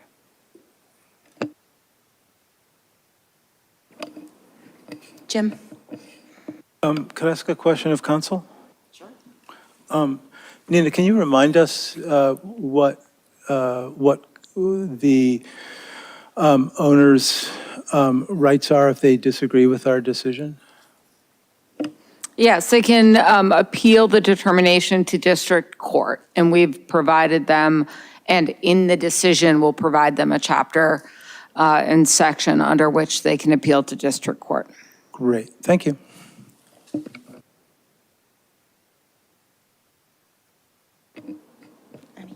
No. So I have to also agree that I feel like Romeo does fall under the category of a dangerous dog. I'm on the side of the dog, but he needs guidance. He needs a muzzle on the minute he walks out the door.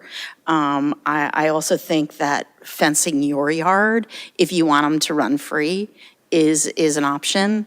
I think that should be on these lists. I think that you don't want him, dogs are unpredictable. We love them, they're unpredictable. I don't know what's going on in my dog's heads, but you don't want a worse situation upon it, like a child or another human being. So that's what we're here to determine. So it could be worse. It was bad, it could be worse, so.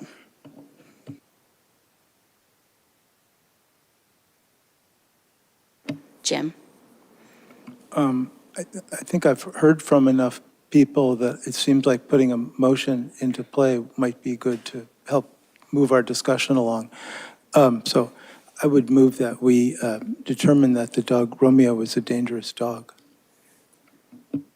Second. All in favor? Oh, Can we also say in that motion that the dog is also known as Roma? Roma. To call the dog Roma. Say Romeo, also known as Roma. Yeah, I think that'd be entirely appropriate. I would happily amend my motion to say the dog known either as Romeo or Roma is a dangerous dog. I'll accept that. all in favor? Aye. Aye. Aye.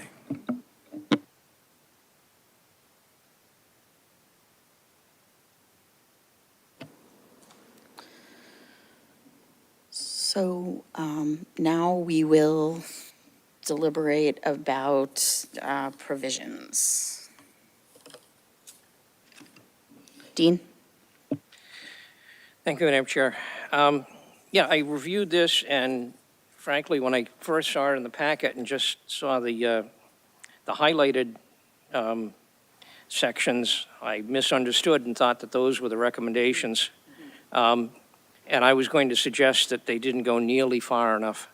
So I would move that we approve all 9 provisions that have been submitted by the Animal Control Officer. Second? All in favor? Oh, yes, we can discuss, yes. Can you read 1 through 9? Yes, I can. Yeah. So number one, owners of Romeo shall cause the dog to be altered so the dog shall not be reproductively intact, that unless an owner or keeper of the dog provides evidence that a veterinarian is of the opinion the dog is unfit for alterations because of a medical condition.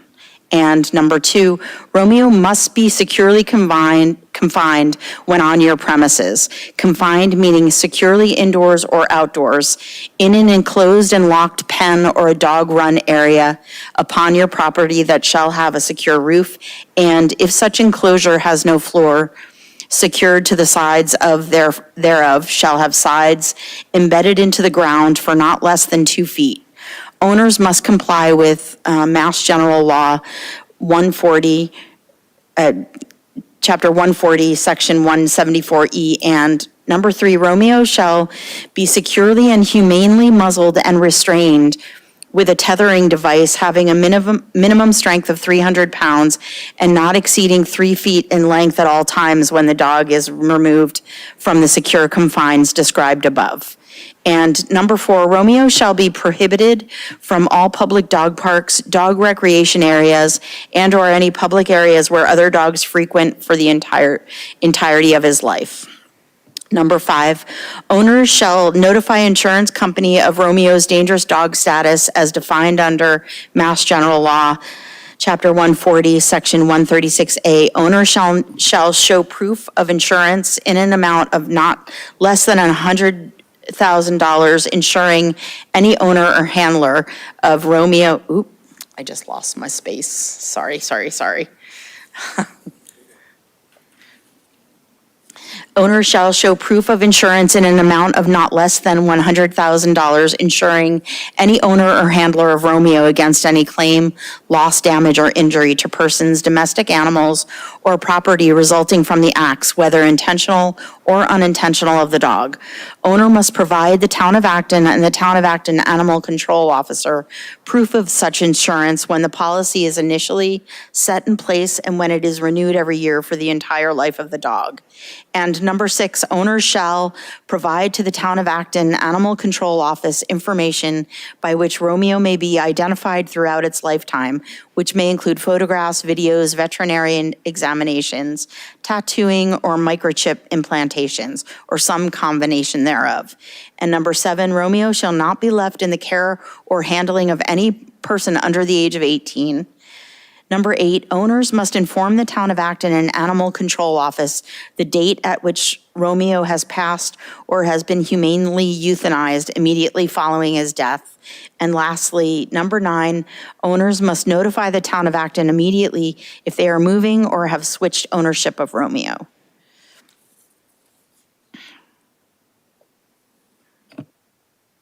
Jim?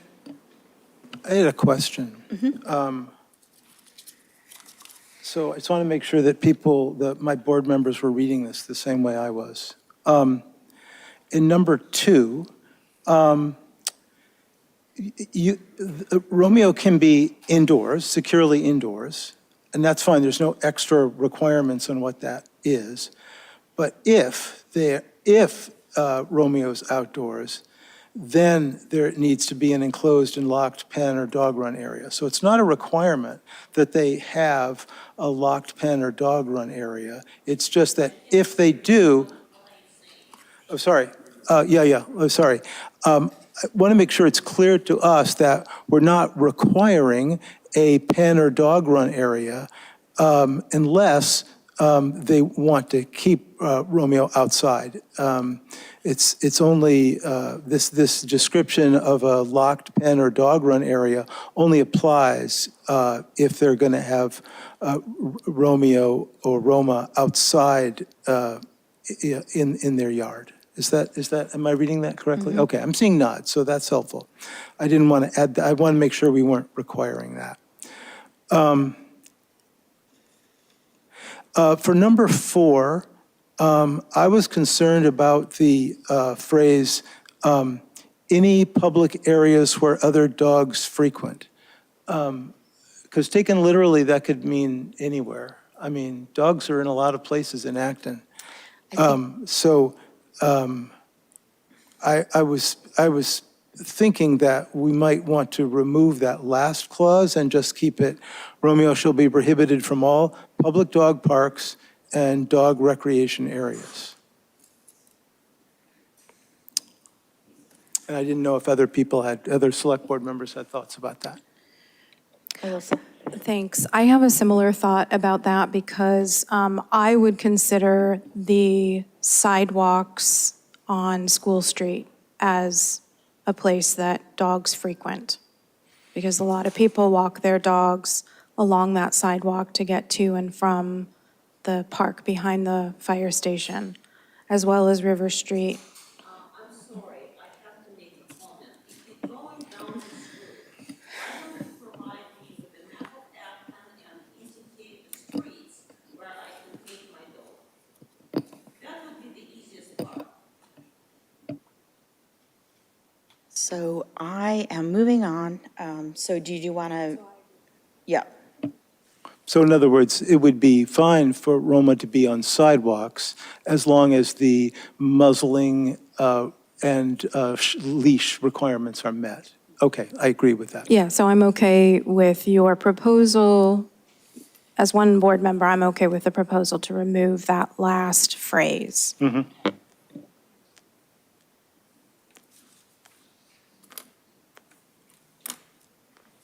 Those are my only comments. Phrase meaning everything after the comma. How about yellow star on the door? Will that suit you?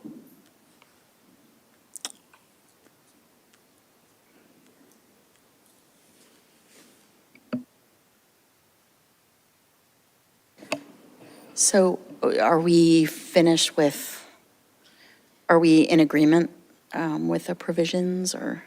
So I think someone has to ask that we amend Dean's motion. Since I believe I was the original mover, I would move that we amend Section 4 and eliminate the term and/or any public areas where other dogs frequent for the entirety of his life, leaving only Romeo shall be prohibited from all dog parks, dog recreation areas.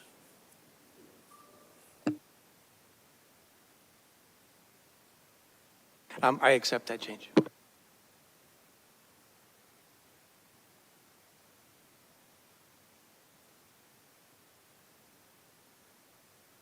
Is or, so are we in agreement? Sure? Oh, sorry, shall we vote? All in favor? Aye. Aye.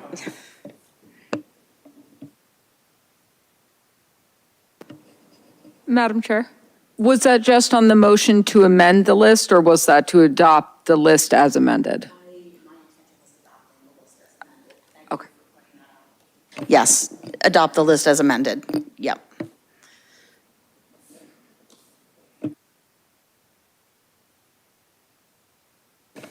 Just a last question for council. Have we now met the requirements of the bylaw for a hearing and subsequent to sessions? So we are now done and can move on to the next item? Yes, as far as I'm concerned, this decision will be memorialized in writing, provided to the dog owner in writing in the coming days. Great, thank you. Thank you.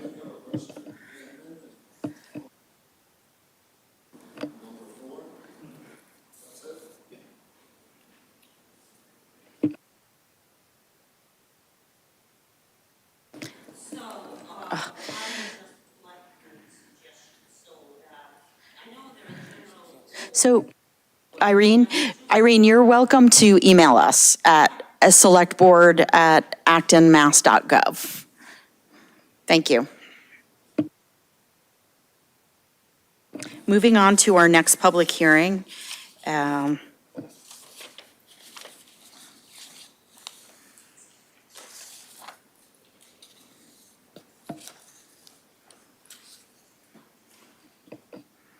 The Acton Select Board will hold a public hearing on June 8th at 7:10 PM in the Francis Faulkner Hearing Room 204 at the Town Hall, 472 Main Street, Acton, and virtually actonmass.gov, meeting BOS, on the application of Jeffrey Reynolds for a use special permit under zoning bylaw section 3.526 and 10.3 at 930 Main Street. Map B6 Parcel 14. Application materials and how to participate remotely are available online and at Acton Town Hall.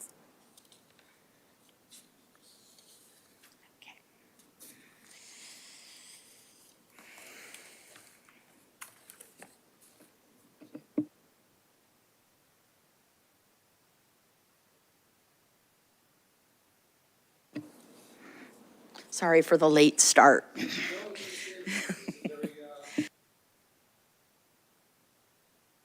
Excuse me, sorry.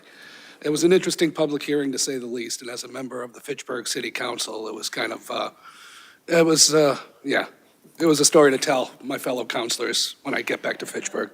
But thank you very much.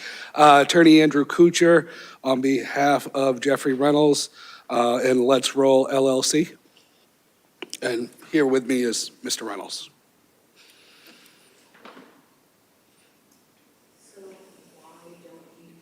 Why don't you tell us a bit about your application and your plans? Well, we're presenting an application to the board to open up a business at 930 Main Street and trying to go through the proper. Here, I'll Yeah. speak, I can speak for Mr. Reynolds, that's fine. Yeah. So we are here on an application for Let's Roll LLC. Mr. Reynolds would like to establish an FFL out of this building at 930 Main Street in Acton, Massachusetts. An FFL would be also considered a federal firearms license, where there would be purchase and sale of firearms and ammunition and gunsmithing activities. We have complied with all of the initial requirements in regards to security, in regards to, we've met with the chief of police, as well as many other officers, to go through the requirements of, that the town of Acton would ask. And, I think we have met all the requirements. The chief of police is on board, and it seems like the town is on board. We're just doing this in order to be able to get the special license that is required. Thank you. Does the board have any questions or, no? Jim? Oh, sorry, David. So how did you, I noticed that you have chosen, a small number of hours to be open on Monday from 10 to 2, I think. And I was wondering how you determined which hours were appropriate.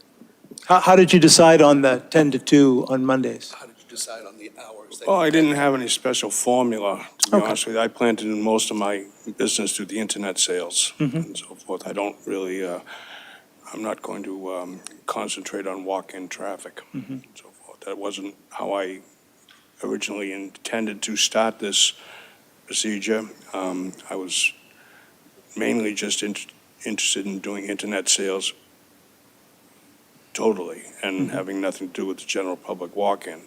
Unfortunately, for me, the ATF, their rules and regulations require me to have a brick and mortar location for the general public in case they want to stop by. Thank you. David? Thank you.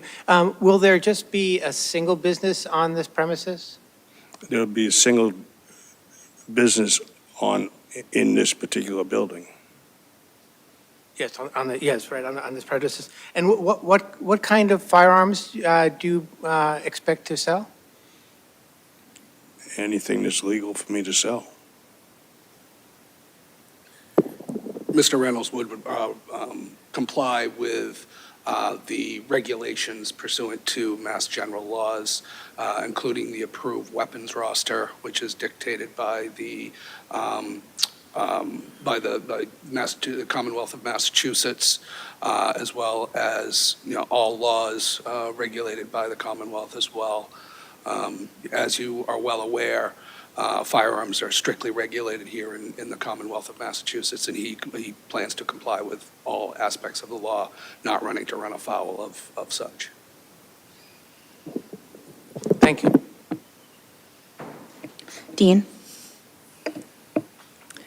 So by saying that you're planning most of your business is going to be internet, I presume you'll be just dealing with other dealers? Dealing with other dealers, and dealing through different individuals, through different auctions. There's a wide variety of people that you can reach out to through the internet. They can be businesses, they can be, individuals from another country. You get all types of different individuals that are interested in firearms.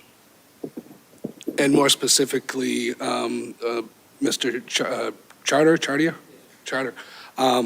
there are many online brokers. If you go on to gunbroker.com, that is a typical website that, especially in Massachusetts, where you can purchase firearms, and all the regulations are strictly adhered to under the, according to the sale of firearms in Massachusetts.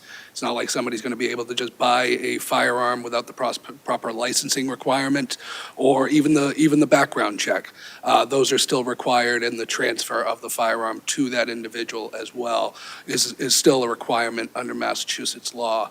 Now, selling outside of Massachusetts, those regulations, Commonwealth's regulations would not be required with an FFL selling something to, say, somebody in New Hampshire who has a constitutional carry law, or Maine or Vermont, or, even out in, Georgia or some place like that.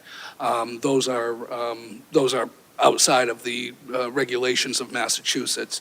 But any sales within the Commonwealth of Massachusetts, the Massachusetts law would be strictly applied. Thank you. Alyssa?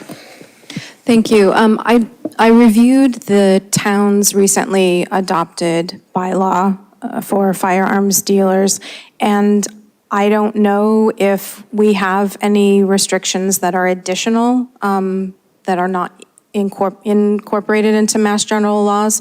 So I'm wondering how familiar the applicant is with Acton's bylaw, because some of the restrictions were no sales of conversion devices and trigger switches. Subleases are prohibited.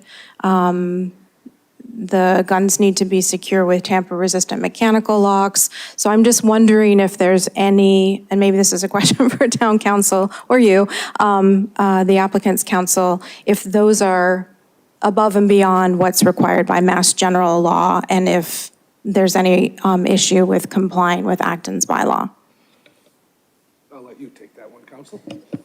Yeah, so Acton did adopt its own bylaw regulating the location and number of firearm sales. I believe those are in addition to, some of them are duplicative of Mass General law requirements, and some of them are in addition to. The bottom line is you need to comply with both. The applicant needs to comply with both. And in addition to counsel's advice, I have taken a look at the bylaws as well, and Mr. Reynolds falls within the bylaws of the town of Acton. And as for, the trigger limitations, that's all dictated by mass law. And it's, it's, as counsel said, duplicative.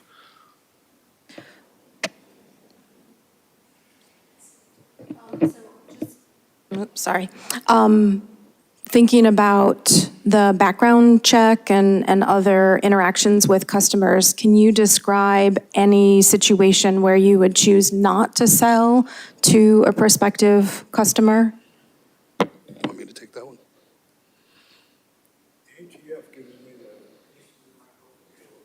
I'm sorry. The ATF gives each individual FFL holder the right to deny a sale to any in particular individual if they feel that there's something wrong or something doesn't look quite right. In addition to that, all purchasers of firearms have to be licensed with either an FID card or a license to carry if you're going to have a pistol or a revolver. That's a requirement under Mass General Law, first and foremost. Secondly, if there was an instance where somebody had an LTC or an FID card and the FBI and the ATF determines that person to have something on their record, Mr. Reynolds would have to run every gun purchase through the federal system, and it would get bounced back, and it would either be, you would have a hold on it, where the ATF looks into the issue, or they just get denied outright, and Mr. Reynolds would just say, sorry, I can't do this. You'll have to, figure it out, contact the federal firearms registry and find out what's on your record to try to let that person, purchase that firearm. But that's an issue for the purchaser, not for Mr. Reynolds. David? Yes, our bylaw also has certain restrictions on signage, and just within those, do you know now if you intend to put a sign over the door, a sign at the street, or what you intend to do? I intend to put the smallest possible sign that the town will let me. Okay, thank you. Jim? I have a question that might end up being for town staff, if there's planning staff present, but you also may know, which is whether the operators of other businesses at that address either have been notified formally, or if any of them have come forward with comments or questions or concerns, or if there's anyone in the audience who owns or operates a business at that location that would have something to say.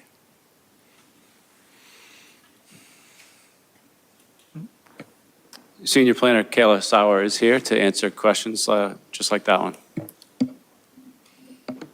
In regards to formal notification, businesses located at the address 930 Main Street, because there's all suites, they would not be formally notified.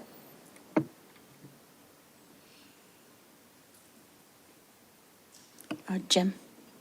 I guess my only, the concern that's sitting in the back of my mind is with the choice of hours, and there's at least one business there, the Reach Athletics, that would occasionally have people, while they're exercising, they would be jogging outside, like, around the building, because I used to be a member there.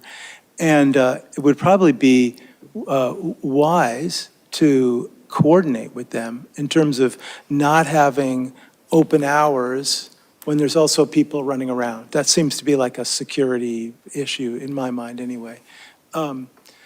So I'm wondering if if in a conversation with the operators there, you find that there's some other 4-hour slot that would work just as well, that would not be when people were exercising outside. I'm wondering if you'd be open to a potential change in your operating hours.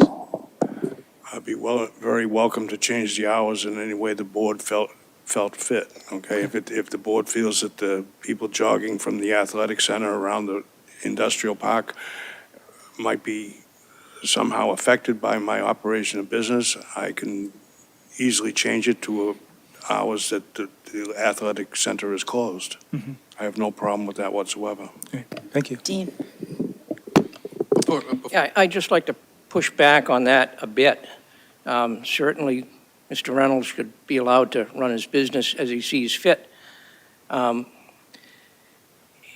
the occasion when I'm purchasing guns and ammunition, I usually go to Cabela's in Hudson. That's your first I'm mistake. looking forward to not having to drive to Hudson. Hudson, the Cabela's store is right at the Highland Shops. And in close proximity, we have 110 Grill, LL Bean, Acton Medical, Lowe's, Market Basket, huge parking lot. All those people are running around and conducting their business, and apparently there have not been any issues with the weapons being sold at the back of a Cabela's somehow creeping out into the parking lot. So I don't really think that this is something that the Select Board of Acton should get involved in. May I say something? I appreciate that, Mr. Charter, and I was actually going to ask Mr. Snyder Grant, what kind of security concerns will you have? Because this isn't going to be like there's not going to be any live fire at this. This is strictly a shop, so there's not any safety concerns. Security concerns, as you can see from the plans that we have of the suite, there's multiple cameras, multiple lights. So it's not like somebody's going to jog in, grab a gun, and jog right out again. That's simply not going to happen. Besides, there are storage requirements, even during business. I'm sure that Mr. Reynolds will keep all the guns and cases are behind the counter, and he would be there during the business of operation. And there's quite an extensive security even after the end of the business day for Mr. Reynolds. So I don't see it as a security concern. As Mr. Charter said, you see, if you go down to Cabela's, by the way, you should not buy from a warehouse. Go to your local gun store. They need the money more. But you should, there would be no issues like at Cabela's or, you go down to Bass Pro Shop. That's Patriot Place.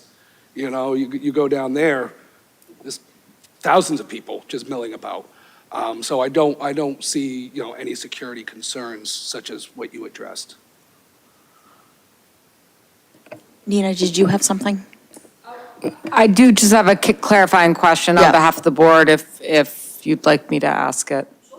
And forgive my ignorance for perhaps not understanding how the business is run.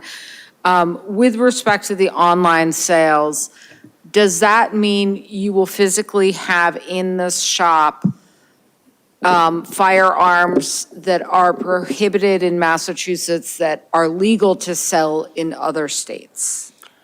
Not necessarily. I might buy something online and just flip it. Never see it. Okay. I can buy from a broker in California and sell it to a broker in Ohio. Right. Are you willing to state that you would not have any firearms on site that are illegal in Massachusetts, even though it would be legal for you to sell them to people in other states? I'm correct that that's what you were saying, right? With the internet sales. I would think it's, in my personal opinion, and I've been around guns for a long time. I'm an avid collector. I get very frustrated when I go to a shop and so forth, and I see a particular item that I might like to have for myself, and I find out that I can't use it in Massachusetts. So I plan to be able to only stock in my location what I can sell to people in Massachusetts, because people from New Hampshire aren't going to come to Massachusetts to buy what's in my shop. Understood. Thank you. Can I ask a quick question? And I don't know if this is appropriate or I'm naive. What is the criteria that the Acton Police Department imposes? Do they To be honest with you, my wife, who's sitting in the audience, actually dealt 100% with the Acton Police Department, and she's a lot more versed in the whole process that happened. Some of it was a little bit confusing, and with your permission, I'd ask her to come up and answer your question. Oh, sure.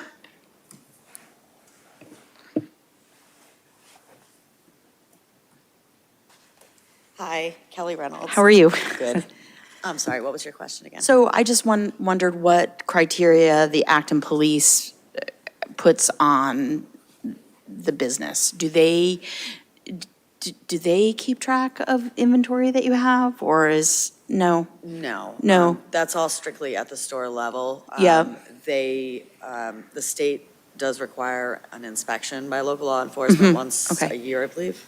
Okay. Where they would come in, and if anything was off, then obviously that'd be a violation. The ATF also does their own in-store inspections, but inventory is maintained at the store level. Okay, thank you. Jim? Couple things, just to follow up on that earlier question. I'm not proposing that we try to adjust the hours of the store. I was just curious if the store owner if a conversation with another business resulted in, an understanding that other hours might be better, would that be something they'd be willing to entertain? And I got the answer that I was looking for, so I'm all set with that. I think the scenario I was concerned about, which I think is easily dealt with, is if I've just purchased a firearm and I've got it, carefully enclosed, and I'm walking out with it legally, I probably wouldn't want to step out into a stream of people running by, just because I don't want to bump into anybody. So, but the easy way to deal with that, you just wait till they go by, and then you walk out. So I think people will be able to see from their windows if there is some, crazy crowd of sweaty people running by, and they can avoid, stepping out of the store at that moment. So my concerns are addressed.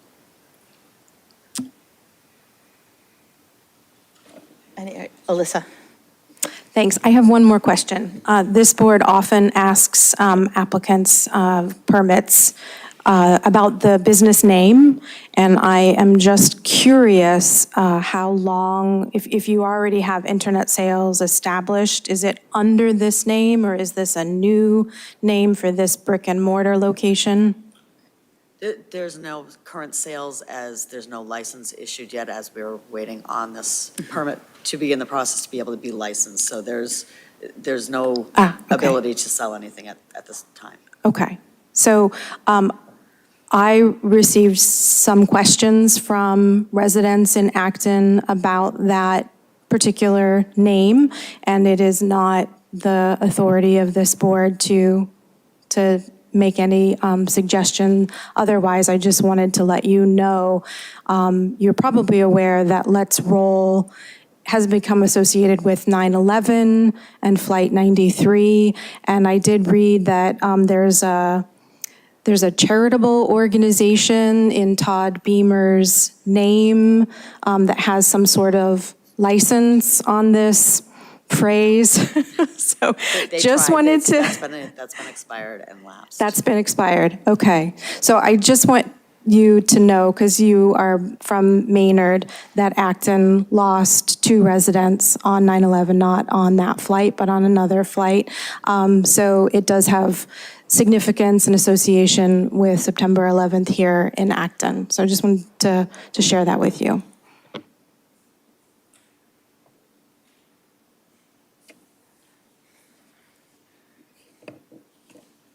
Any other questions, or?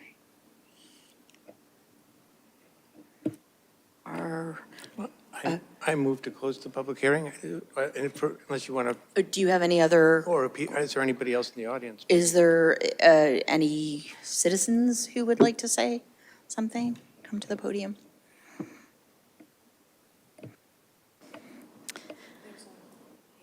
Oh. Okay. Kristen, we see your name, if you tell us your address. Hold on. There you are. Hi, Kristen Harrigan, 16 Tunnel Drive, Acton. I'm just wondering how Mr. Reynolds and his wife decided on Acton for their shop. We currently have other entities in Acton that have been here for quite some time.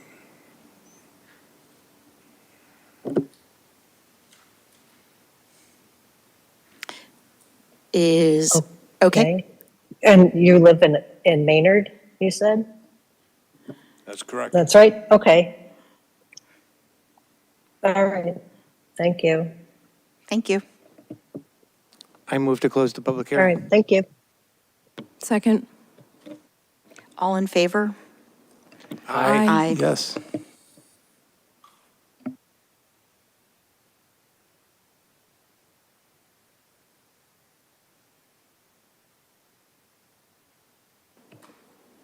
David? So I asked today, just to make sure, I knew these existed, and I just want to make sure I got the right copy. If you would like, there are a set of 5 criteria by which we judge the use special permit. I can just read them, they're very short. That's great, thank you. They are, that the proposed use is consistent with the master plan, is in harmony with the purpose and intent of the zoning bylaw. Third, will not be detrimental or injurious to the neighborhood in which it takes place. Fourth, is appropriate for the site in question. And fifth, complies with all applicable requirements of the zoning bylaw. Thank you. Jim? I'm so much more comfortable having this hearing now that we have a firearms control bylaw. I feel like that had, wide public hearings, it passed a town meeting, and it, and we thought through what was going to be, required, rather than, sort of operating in the vacuum that existed before then. And I think that the applicant has described a potential business that fits in with the bylaw. I will say I was surprised at the location, because I remember us looking at the map and thinking that, oh, firearms, the 1 or 2 firearms businesses that can exist in Acton will surely be down on Knox Trail because of all the required setbacks. But no, indeed, there's the map that shows all the required setbacks, shows that most of that parcel, and certainly the business in question,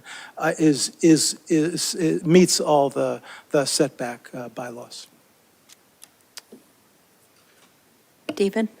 So I think that this business is appropriate for the area. In fact, that's what we proposed at town meeting, and what town meeting passed just last year. We selected a couple areas in Acton that we thought that where firearms businesses were appropriate, and this was one. So I think for, several of the questions or the criteria by which we judge the use special permit have to do with the location, and I think this location is good. And I appreciate that the business owners are local to the area, and so and have other ties to the greater community. So so I think this is a good opportunity, and I'd be in favor of the use special permit. Alyssa? I agree with that, although I actually thought maybe it wasn't an appropriate place because there are educational facilities there, but they're of a commercial nature, so it doesn't actually fall under the same definition as an educational entity. I wonder if we can add to the use special permit some language that clearly stipulates that no inventory that is illegal in Massachusetts to be on site, because I do appreciate the applicant saying that there are no plans to do that, but I'd like something in writing if that's an addition that we have the authority to add to the permit. Oh, David? I believe we can put conditions on the permit, and our senior planner is nodding. So in the motion to approve the permit, we can just add a condition. And may I make another comment, Madam Chair? In addition, I really appreciate that the owners would be flexible with hours if the neighboring business owners wanted some accommodation, and maybe we could just note that. I don't think they're required to use our hours, But it's nice to note that there would be in some way that they'd be flexible with hours if the nearby businesses wanted some kind of accommodation. Dean, and then Alyssa. Yeah, I'd like to ask town council for her opinion. We just got through passing this firearms zoning bylaw. Is it appropriate that additional conditions be placed on this permit? If there was some fear that people might be storing weapons that could not be sold in Massachusetts somewhere in Acton, I would have thought that that would have been put in the zoning bylaw that was approved at town meeting. Could I get an opinion from Nina? Yeah, this is not something I've independently researched, and I'm happy to do that if the board would like. However, where it is a use special permit, you can condition that special permit use. And where your condition is that they don't store inventory that is illegal to be sold in the state, you are not being more restrictive than the state law, which would require a local bylaw, not just a condition by this board, a regulatory condition. So my initial reaction is that I think that that's a lawful condition to put on it. I'm happy to research that. I'm happy to get an opinion from the applicant's counsel as far as whether he thinks that's legal. This is an area that I believe he specializes in, and I do not. So I'm happy to hear from him on that as well. But it seems appropriate to me.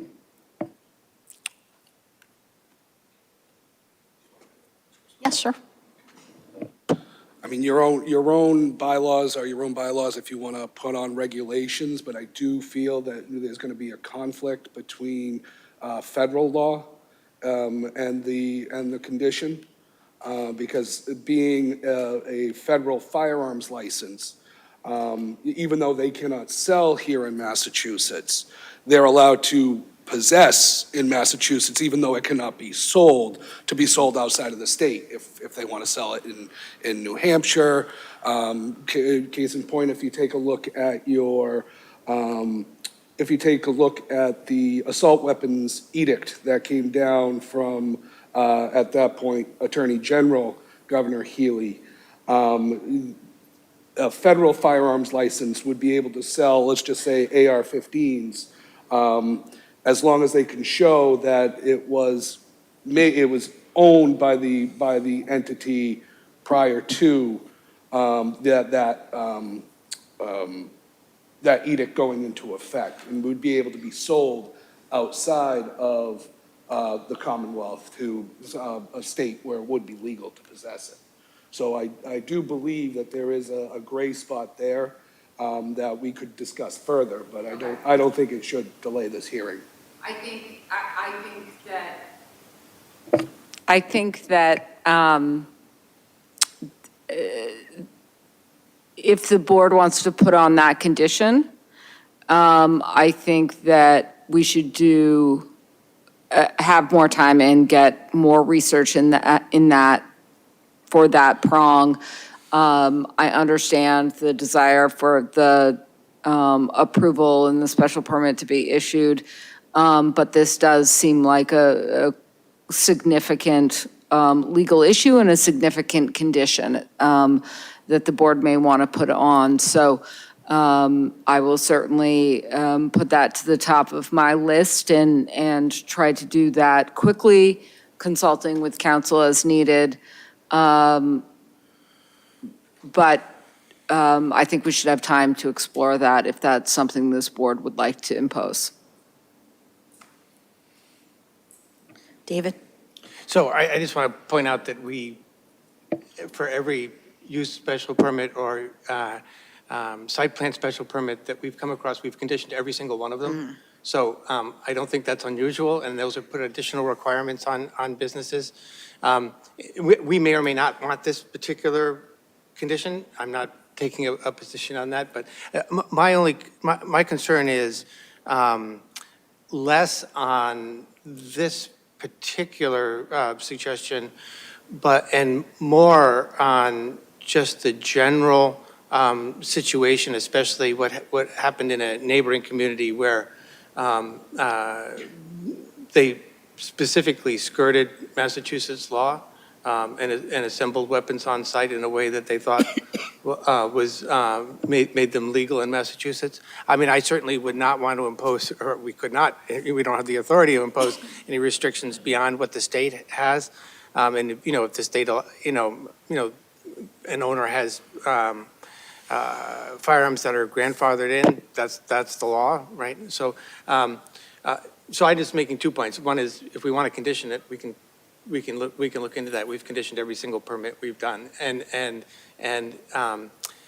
this particular thing I'm not done. We did take steps in the bylaw to try to, that one of them being that no subleases or multiple businesses in the same premises to try to prevent the skirting Massachusetts law. And so I'm not so concerned about it. I think we've covered that already in our bylaw.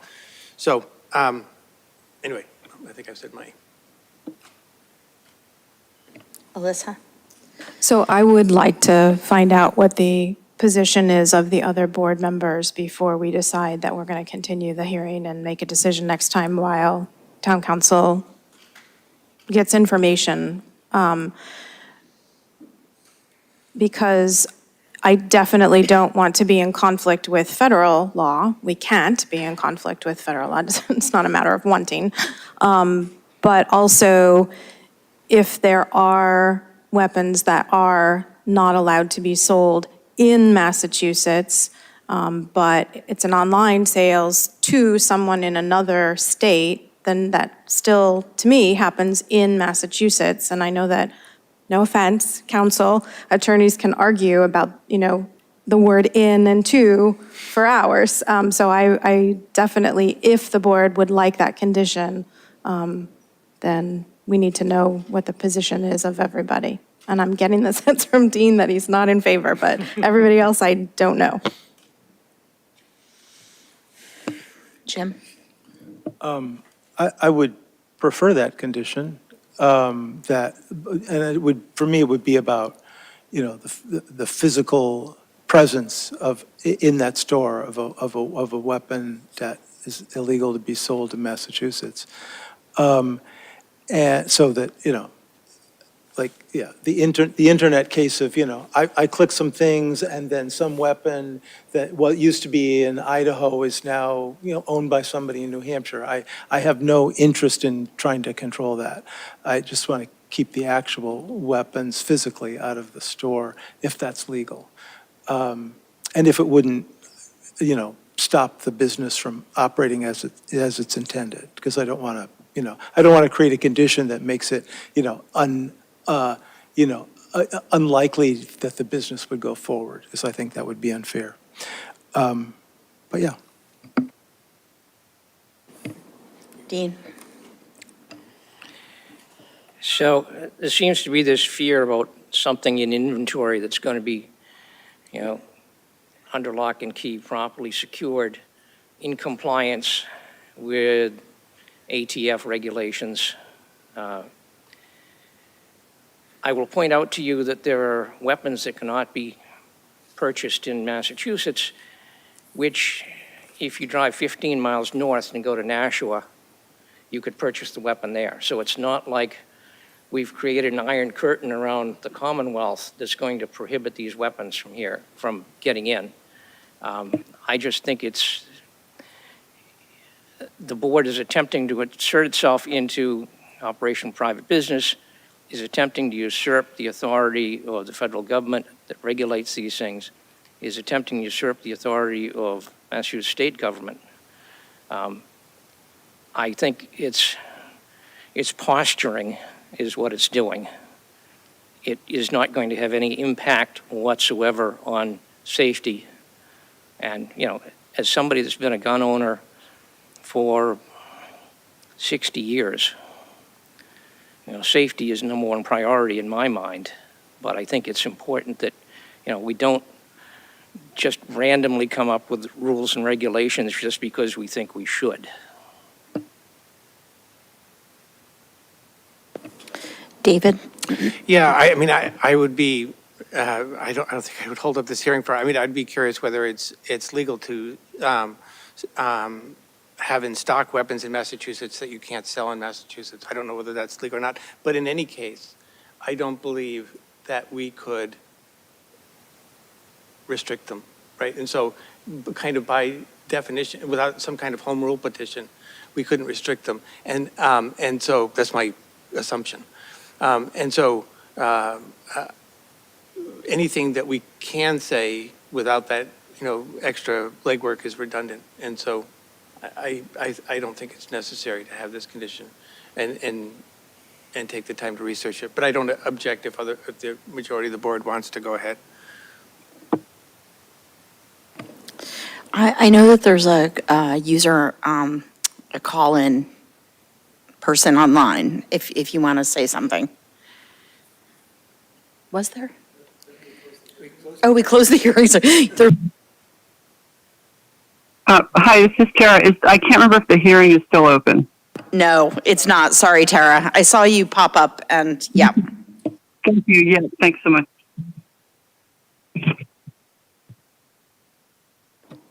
Fran, do you have a thought on that? I do have a thought. I mean, listening to everyone's deliberations has made me, I don't know. I feel confident that if a weapon can't be sold here, I don't know about the storage. I'm not huge into weaponry, so I don't know if it can't be sold here, then I don't know. You wouldn't store them here? Would you store weapons that you sell online? I don't see what the implication would be just even storing them. She is asking me a question. Yes, if you were selling a weapon online, would you physically store it here in Massachusetts? Say you got it. Not necessarily. It depends on where I'm going to make the most profit. If I can just send it to another dealer, I'm going to do that. It costs me less. The more money I make.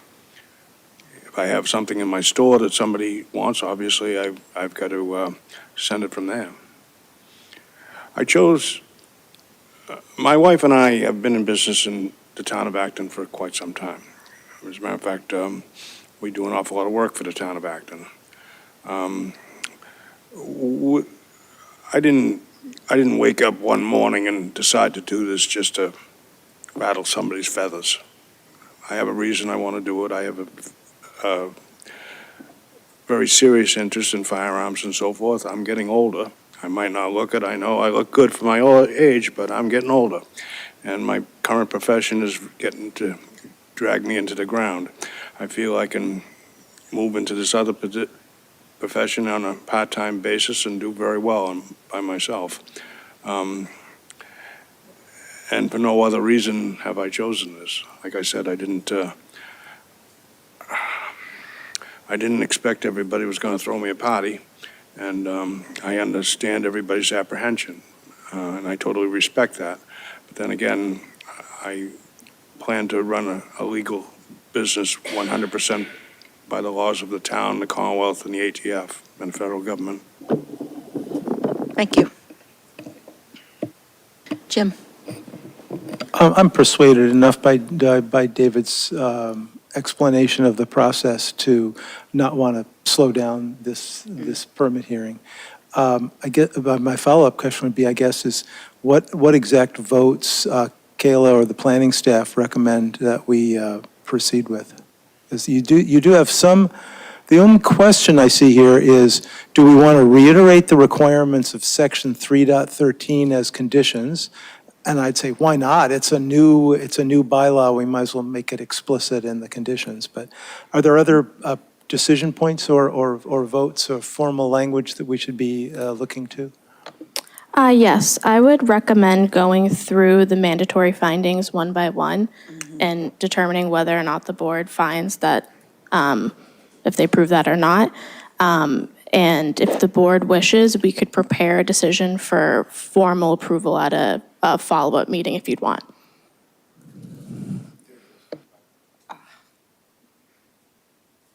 Thanks.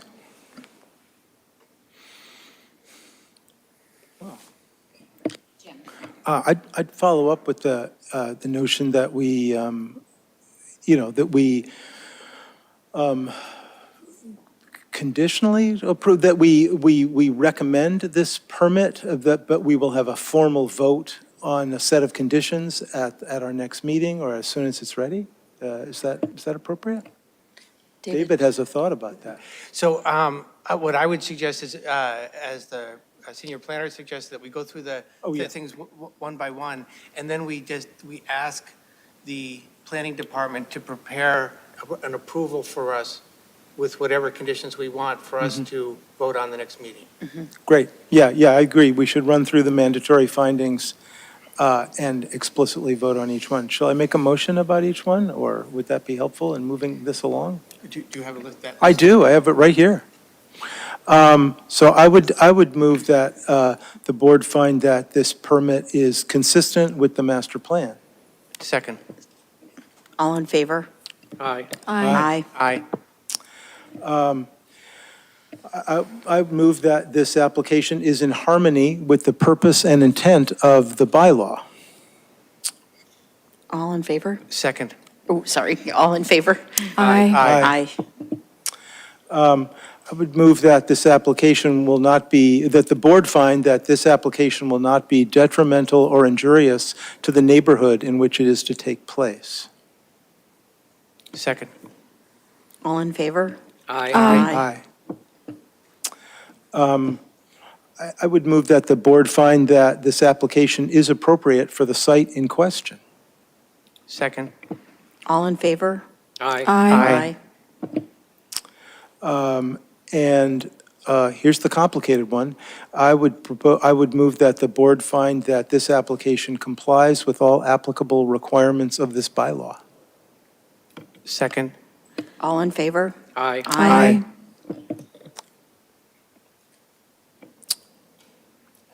David? So I would like to propose, and I can move that that we ask the planning department to prepare a special, use special permit approval for 930 Main Street, sorry. Let's roll at 930 Main Street. And then further, I would propose that we add a condition to it that says the owner agrees to consider requests by neighbors to adjust, our neighboring businesses to adjust their operating hours. Thank you. Oh, Jim? that was a motion, right? Yeah. I second that. All in favor? Aye. Aye. Aye. Jim? I'd move that we also direct the planning department to add two more special conditions. One of them is that, and it's written in this document here, prior to opening or obtaining a building permit, the applicant shall submit to the planning division a copy of the insurance policy as required under bylaw section 3.13.4.2C, and that the planning board reiterate the other requirements of section 3.13 of the firearm zoning bylaw as conditions. I'll second. All in favor? Aye. Aye.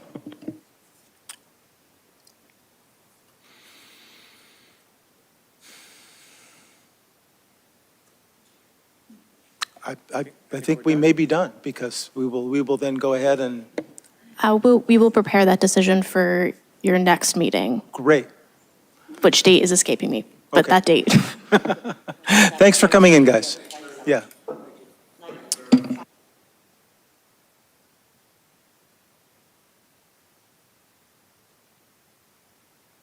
If the planning department has questions, can they reach out to you?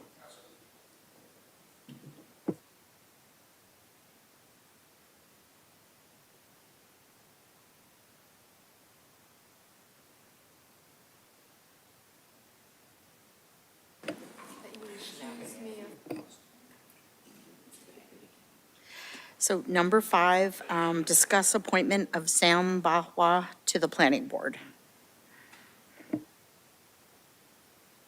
Okay. So I thank you, Fran. I held this appointment at our last meeting because I would like to reconsider the reappointment of Mr. Bajwa to the planning board. A couple of years ago,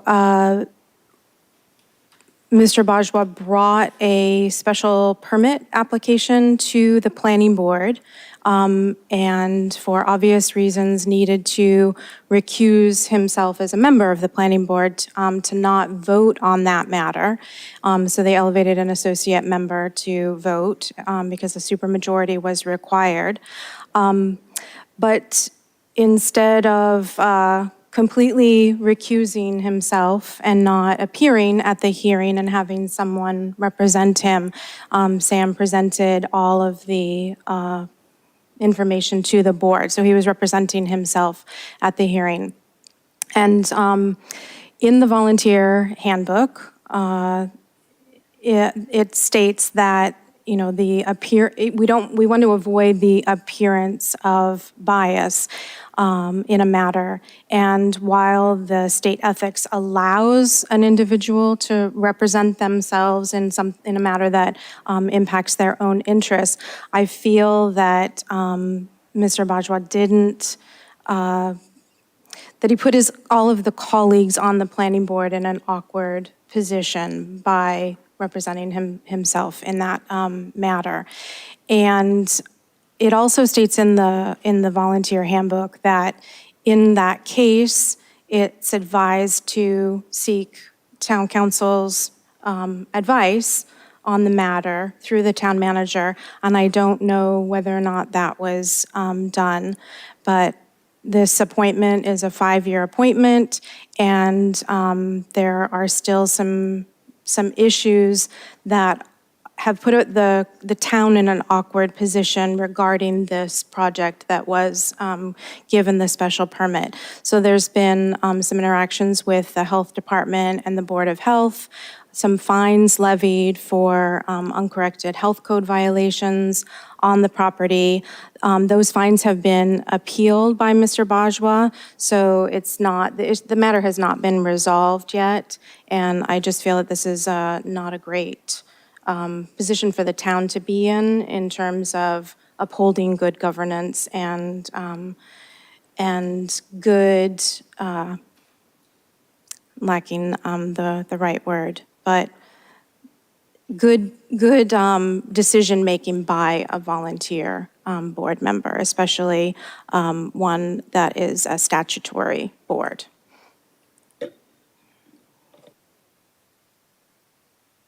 Jim? I just wanted to note that Sam was here, so we can hear from him. From my point of view, as the liaison to the planning board, I heard no complaints about Sam's choice about how to handle the conflict of interest. And I heard appreciation from town staff for how strong his participation has been in all the other matters.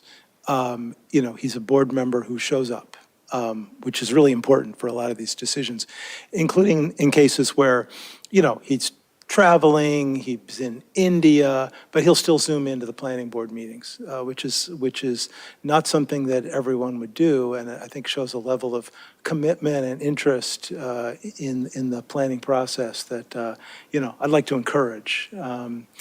And so I'm in favor of supporting his reapplication, reappointment to the planning board.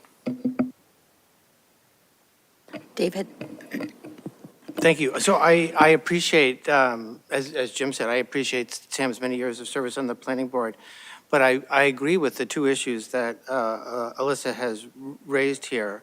I think the fact that no one complained about it is exactly the point, right? You put yourself up with your fellows on the board, and no one feels empowered to disagree. And I think that is the whole point of the conflict of interest. And also, Mr. Bajwa had a number of other choices he could have made here, which would have removed any appearance of conflict of interest. For example, his spouse could have presented at the hearing, or his attorney could have presented at the hearing. But neither of those choices were made. Mr. Bajwa chose to present himself to his fellows on the planning board, which I think is awkward, or more than, more than awkward. And I think that there are ongoing issues with the health department, which are unrelated to this matter, but I think they also could bring up awkward situations potentially in front of the planning board. And considering that Mr. Bajwa didn't recuse himself before on any matter that might come back to the planning board, I'm not confident that would happen going forward. Dean? So I think as far as the first issue about his non-recusal, I think I'd be guided a great deal more by the State Ethics Commission and what the law says, as opposed to a volunteer handbook, which even my colleague has criticized a number of times. It does not get widely distributed. It's probably out of date. There's lots of issues with that volunteer handbook. I don't think I've ever gotten one, actually. So I think, although perhaps Mr. Bajwa's colleagues on the planning board might have been incommoded by him making the presentation, my reading of the state ethics law is that you can present on your own behalf. You're not prohibited from representing yourself. So and he made the decision that he was best positioned to make the presentation, and I respect that. As far as some of the subsequent issues that have gone on with the property and with the health department, that's a very unfortunate situation, but I don't really see any nexus between issues with the landlord-tenant situation and Mr. Bajwa's performance of his duties on the planning board. So I frankly am still in favor of confirming him for a 5-year term.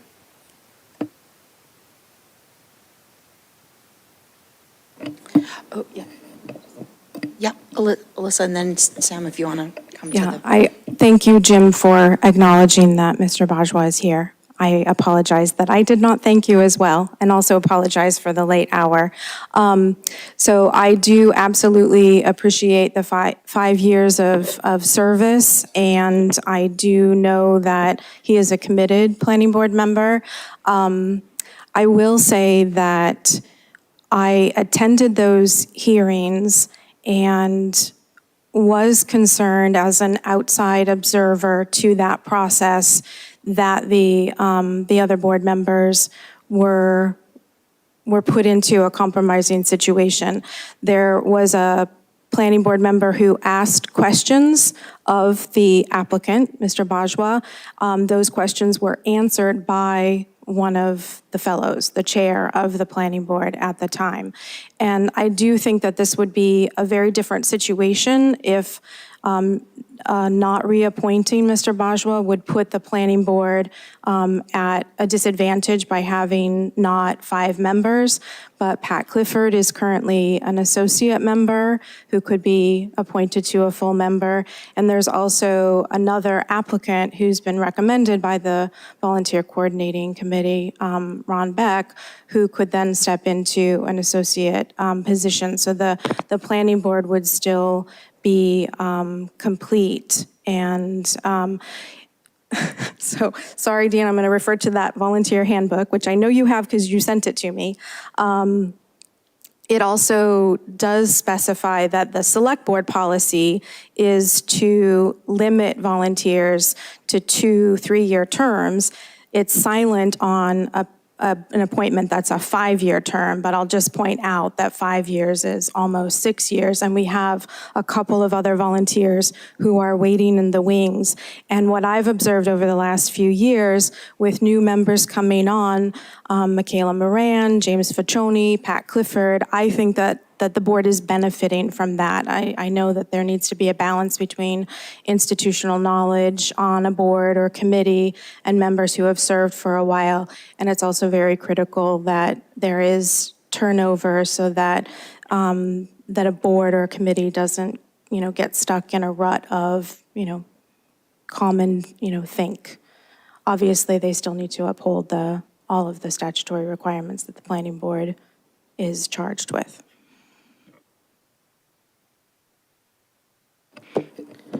Thank you for the opportunity to at least comment.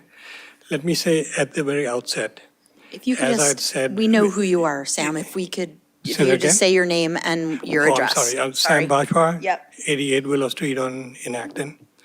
As I said in my interview, the first time I was appointed, I'm not dying to be on the planning board. So I'm happy to go either way.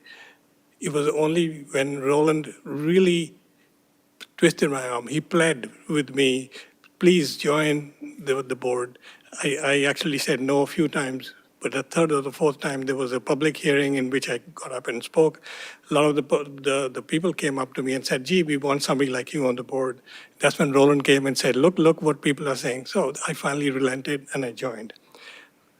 I came to Acton more than 45 years ago when I came to work for digital. And I've always felt that I needed to give something back to the town. And I felt this was one way to do it. Although I've done it a fair amount now and my project is about to start, so I'm going to be pretty busy. So I can go either way. Although let me tell you, I let Kristen and John Capetta, the chairperson, know that I may not be there. And they came back and said, no, we really want you. But I said, look, I can go either way. It depends on whatever you guys decide. But I'm not dying to be on the planning board. I'm quite perfectly happy to get off here also. And I think I agree with some of the stuff you said. You need new blood, you need new people. But I've always felt, my strongest point, by the way, I don't know how many of you know Ken Olson and Digital. I was a close friend of his. What I admired about him the most was the ethics policy that Digital had. It was one sentence, always do the right thing. I've tried to follow that in everything I've done. That's all I have to say. Thank you. Oh, and by the way, there's a planning board meeting next Tuesday. I'm traveling to the West Coast, but they're asking me to Zoom in to make sure we have quorum. And I said, I'll do it, especially if you're one shot, I will make sure that even on the West Coast, I've Zoomed in from India, by the way, a few times. So I'm happy to help, but I'm also happy to say goodbye. Thank you. May I ask him a Yep. question? Yes. Can you comment on how you would handle a recusal or presentation of a project one of your projects in the future? So if you had a project which needed to come before the planning board in the future, can you comment about how you would handle that? Would you present yourself? Would you find a surrogate to present for you? It depends, and I'll tell you why I did the presentation myself, because unlike normal building projects, they're done by builders. They come in here, they buy some land, they want to build this thing. This is my own land next to my own house, which at least the initial thinking was that we would have 4 units and our 3 kids would be in 3 units and we would be in the 4th. Although our kids are not very happy about that, so I'm not sure that's going to happen. But it's something that I wanted to do myself. If you look at my presentation, I tried to be as green as possible. And Jim, you and I talked a little bit on the side about some stuff, even before the fossil fuel prohibition.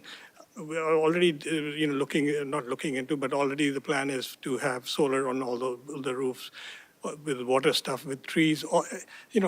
I'm basically a green person too, although I'm not a zealot. I want to do the low-hanging fruit for the green, progress. I want to get that quickly and then worry about the stuff that is more esoteric and it's going to take a long time and we may never get it. So I am actually on that side myself, and I know that there's a whole group of people in the town that were opposing the project, but I think in the end, I convinced all the planning board members that it was a good enough project to go forward. So, David, it'll depend on if the project is something like that where I'm doing something myself on my land, then I want to be able to give all the details. But if I probably will never do another project which will involve somebody else. But I agree with you. I mean, but I recuse myself from everything after when I presented. I want to make sure that everything is right. In fact, there were some other issues on which the person I used a long time ago as a civil engineer, he was presenting, and I immediately asked to be recused, although the chairperson said, no, in that case, you don't need to recuse because this was not a business relationship, it was a long time ago. But I want to be very careful because to me, the biggest thing that I have in my conscience is doing the right thing. And I really never want to give that up. That's too precious for me to give up. So if there's any doubt about anything, I'm happy to get off. I'm happy.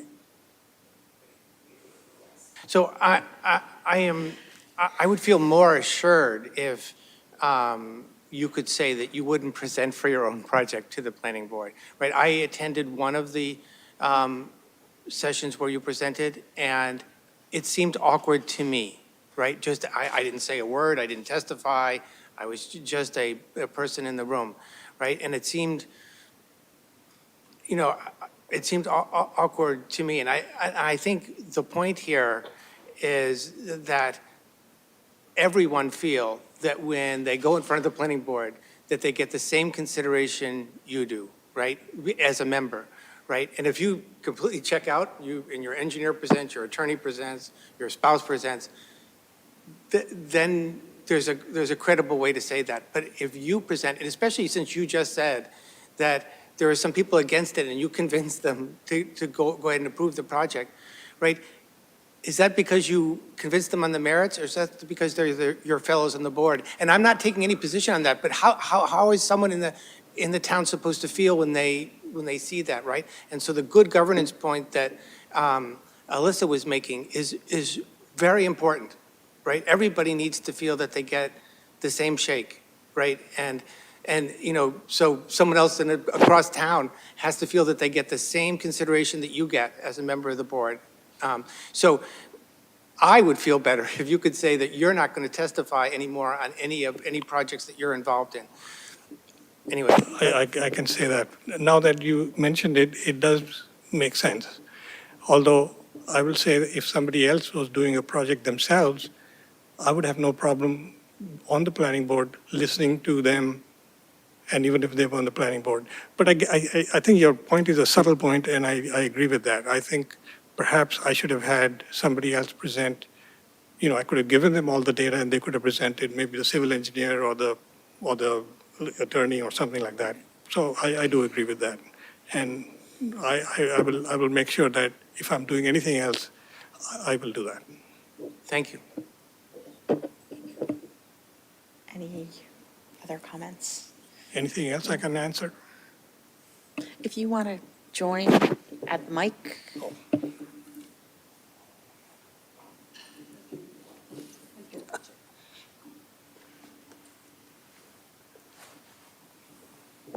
I'm Komal Bajwa, 88 Willow Street, his wife. He's getting a little old. And the initial presentation was not done by him. It was done by I can't call him a developer, somebody who's going to be our builder, a friend of ours. He recused himself totally. Those were the initial ones. I think he did his presentations more when we already had some approvals. So when Alyssa is saying that hopefully we don't need any more approvals, we already have them. As far as going into the fines and stuff, I don't think they should be talked about right now because they are different issues. That has nothing to do with his working as a planning board member. That is, yes, it is a town issue, but it's a personal issue. I hope nobody has to deal with that. What we have gone through for the last 3 years or something, even today. So, like he said, he has always done the right thing, not only for the town, even for the person who has given us so much headache these last 2-3 years.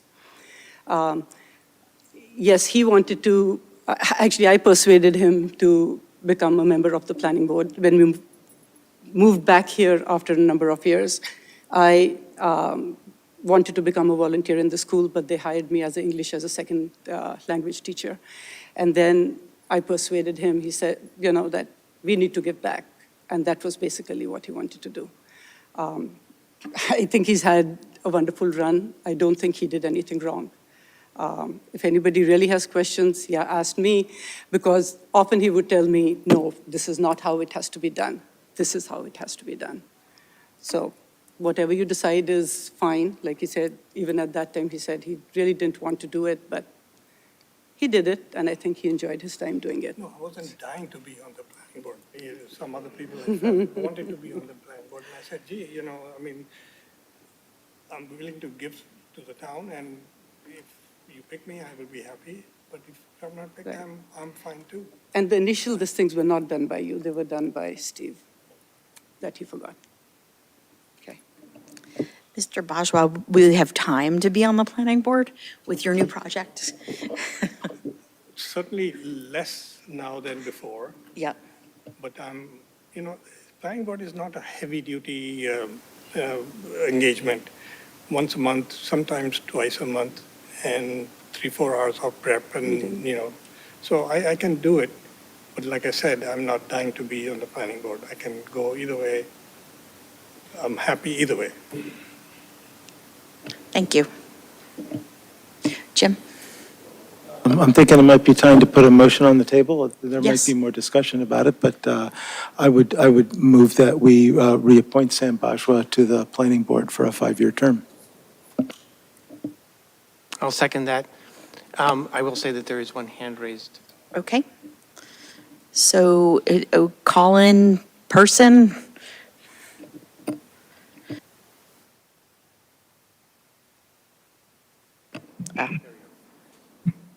Hi, this is Tara calling in again. And the issue that I had with Sam being on the board, because I often agree with him, although I was hoping he had voted against what I consider a racist MBTA zoning article, is that he presented the unit as a legal unit in the planning board and an illegal unit in the condemnation hearing. So I had a problem with that. I feel like it's safer when people are doing building for profit, whether it's their personal house or not, they still gain in value, to not be on the boards that they would be presiding over, whether they're going to recuse themselves or not. So I was hoping that Sam would just step down.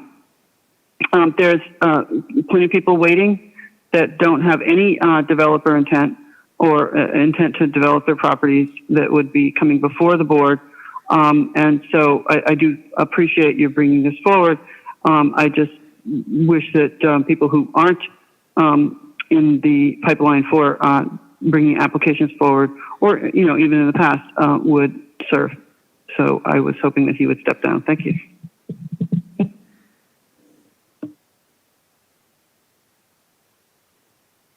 Just a comment. The planning board is a 5-year term.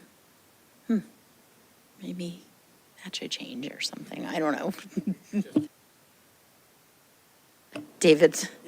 If we could have maybe a moment to discuss before we vote. Sure. I Yep. just wanted to say that with Mr. Bajwa's assurance that he would not present for himself in the future, my largest concern is good governance, and I'm persuaded, and I would vote for Sam. Sounds good. Alyssa? Thanks. I would just offer that I have not been persuaded to change my mind on this. I think that what the call-in user mentioned about the unit in the one house not being a legal unit. There was never an occupancy permit granted, and yet it was rented to tenants for years. So, you know, the whole premise of the special permit that was granted, not by a unanimous vote, there was one member who voted against it. So not everyone was convinced.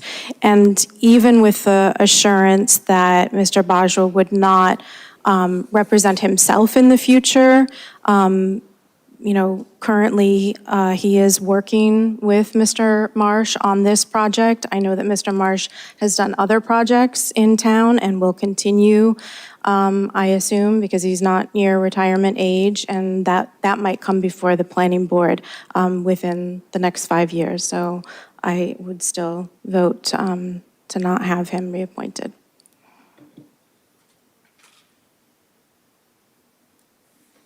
David? So I want to say two things. If there is some connection with Mr. Marsh, right, the state ethics regulations require anything where any member has a financial interest, they must recuse themselves. If I'm understanding correctly, we have counsel here. So that's the first thing. And I also want to say that the state regulations do recognize local extensions to the state regulations. So we were talking about the handbook earlier. The state regulations recognize town or actually individual board standards for how they operate. So we can have our own standards that extend the state standards. So I'm just saying that the handbook counts. I have a question. So in terms of a financial interest, that's not what I meant, because there could be another project, and the Bajwas have both referred to him as a friend. So even if it's a project on the other side of the town that has, you know, there's no connection to the Bajwas or the Bajwas project, that's... So you're saying that the state ethics would require him to recuse himself in a relation, like with someone that he had a prior professional relationship with? So again, counsel can answer, but it's my understanding that he does not have to do that. It is good if they disclose such things, but counsel can. Yeah, the only thing I would add to that, David, is certainly if there's any financial relationship that requires recusal.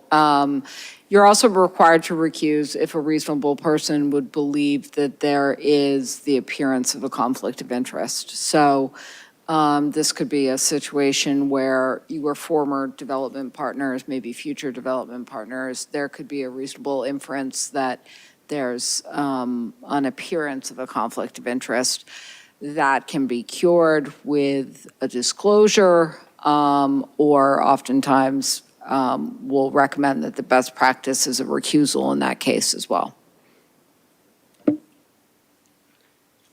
Just FYI, Yep. Steve Marsh was a tenant of mine more than 35 years ago in the same unit that is under question. And even though he might not, even if he wasn't a developer on my project, on the planning board, if anything came up that involved Steve Marsh, I would definitely recuse myself, no question. Now, of course, it's obvious. I mean, he's involved, so it's very obvious, but I would have done it even if he was not involved in this project, but he was coming before the planning board on something else. And Acton is a small town. Almost everybody knows everybody. So whether you're good friends or you know somebody, you do know somebody.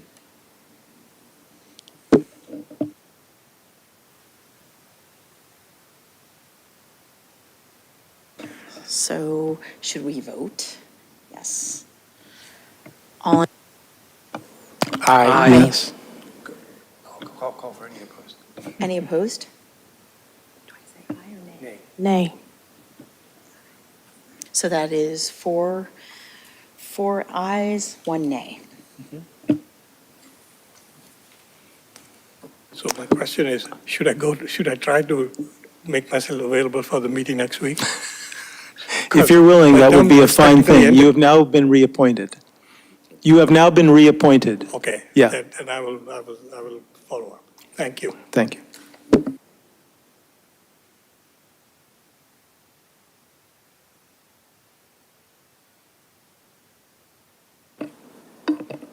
So moving on to number 6. I feel like it's the next day. Number 6, approve request by Acton Housing Authority to waive construction permitting fees associated with McManus Housing Development at 362 Main Street. For this item, the former director of the Housing Authority who's still a project manager for this project is remotely joining us to speak to this request, and I'm happy to weigh in as needed as well.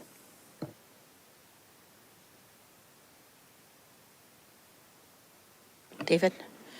May I ask the manager a question? Yes. So, John, in very rough terms, how much would inspections typically of a building of this size typically cost the town?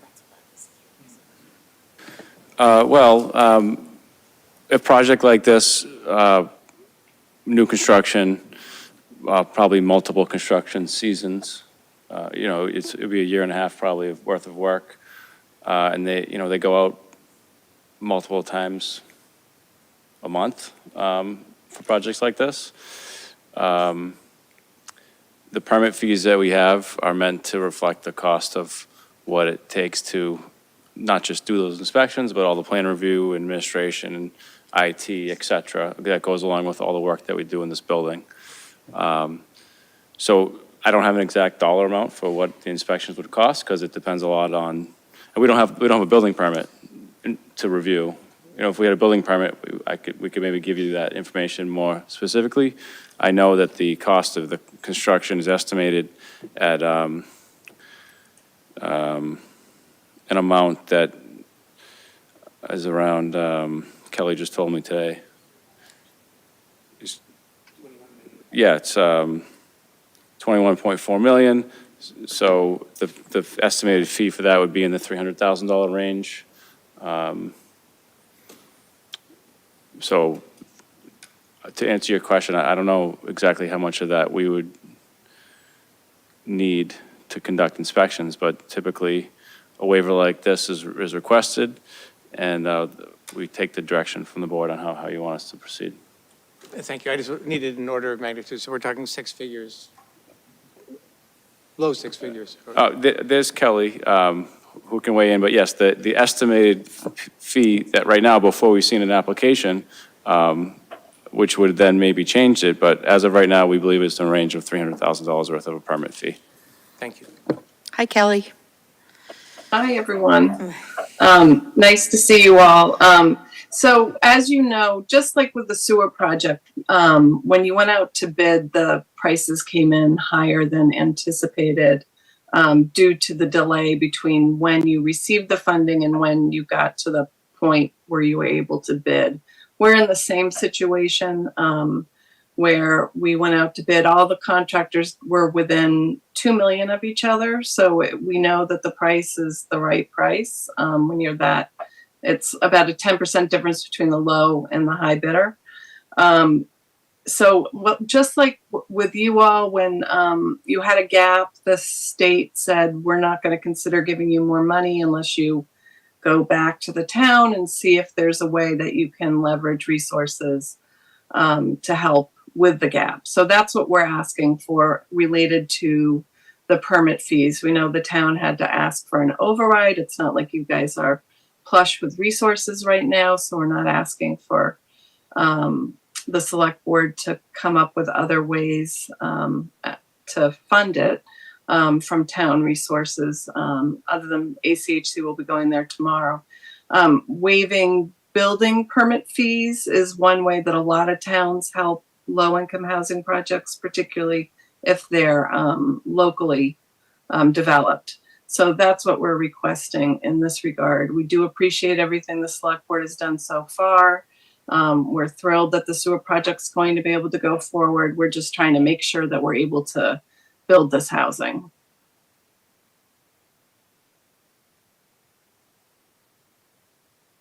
Thank you. Does, Alyssa, questions? Yeah, along the lines of an estimate for how much the fees to be, that are requested to be waived, do we have an estimate on what the dollar figure is for town staff for things like the MassWorks grant application, the engineering for the sewer bids, the value engineering that happened when we had to send those out again? Your time, meeting with state officials, et cetera? Yeah, so that's something that we certainly could calculate if the state would consider that as an in-kind match. If they wouldn't, it would also be interesting to do, just for the board's use, and I'm happy to do that. I haven't had a chance to do that today. I know you asked me this afternoon, but I haven't had a chance to do that, so I could, if we think that would help, in terms of, in addition to, so we could say if it cost us, let's just say $10,000 worth of staff time, which it could be twice that, or it could be half that, or whatever. Would we be able to, Kelly, would you be able to go to the state DHCD and say, good news that the town is putting in-kind services, or they want to see real money? They want to see real money because there's a financial gap. There's a dollar gap for the project. So, we can't contribute. You all weren't able to count our time that we spent on the MassWorks application. Our consultants and engineers worked on that as well, and you weren't able to call that a in-kind donation for the gap. We can't do that either. Did you all see Peter Berry's email? Yeah. Jim?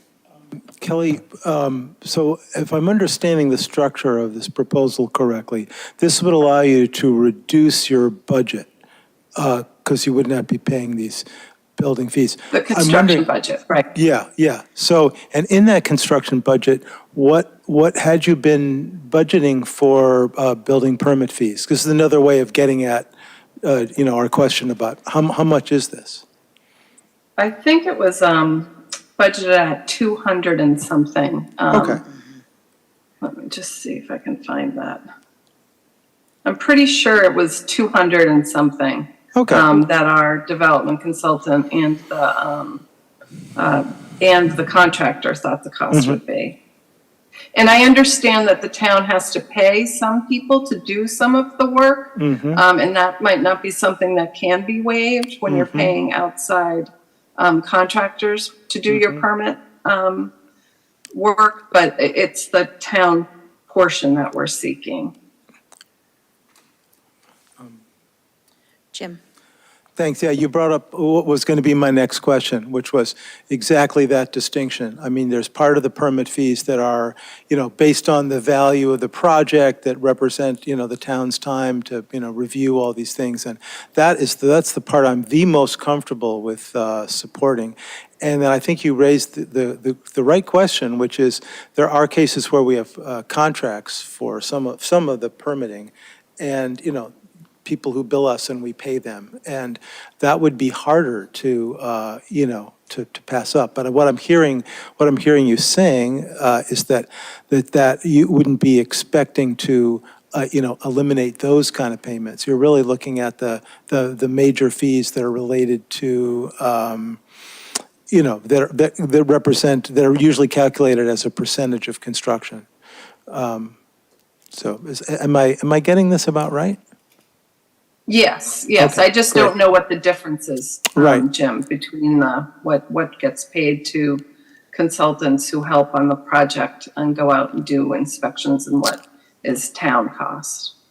It's possible that the manager has some clue about that. Yeah, that a lot would be dependent on the work proposed, and I think we know there's going to be we know the building is happening. We've seen building drawings, but that decision and that scheduling of inspections and all that is usually done once we have the application, the permit application. And that's when we calculate the fee, and that's when we typically would discuss whether it's to be waived or not. So we're ahead of that. So I don't know. So for the school building, we agreed to build the permits at cost. So, which is essentially what I think what we're discussing here, that any costs that we incurred in the process of inspections, we build through to the school projects. Any costs incurred by, internally, if you will, by town staff as a result to working on the permits or inspections that were done by the town itself were just absorbed by the town.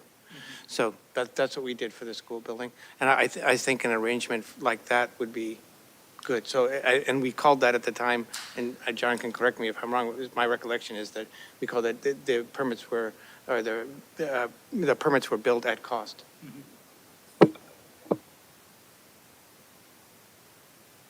Kelly, do you have a deadline? Do you have a deadline for this? Are you? So we need to go back to the state and Yes. ask for, the difference. And when we go back to them, we have to tell them what we've been able to provide yeah. locally. So the sooner the better. We have we have to do the contract with our, contractor as well, which we're trying to make sure that we have the financing in order to have the construction contract. So I don't know, 3 weeks at the most. I don't know what the rest of the board feels. I'm happy to make a motion if the board would like me to make a motion. But again, I would be happy proposing or moving that that we allow this project to its permits to be provided at cost to the town, and we'll let Kelly and the town manager work that out as to how they want to figure that out budget-wise and request-wise to the state. Alyssa? Thank you. So I appreciate that that's called at cost, but it doesn't seem to describe the reality, because it does cost the town something in staff time, which is supported by the taxpayers, who we just went to support an operating override. So I'm actually not comfortable with this in terms of the timing. The costs have gone up for, the costs did go up for the sewer, because of the permitting delay. They've gone up for the project. They went up for the dog park, which we just appropriated additional CPA funds at town meeting for. And it seems that 2-year delay, which we're facing, now rising costs, was predicated on the decision to move away from the originally designed and redesigned septic and the sewer. So I know that lots of people, not everybody, is happy about the sewer extension.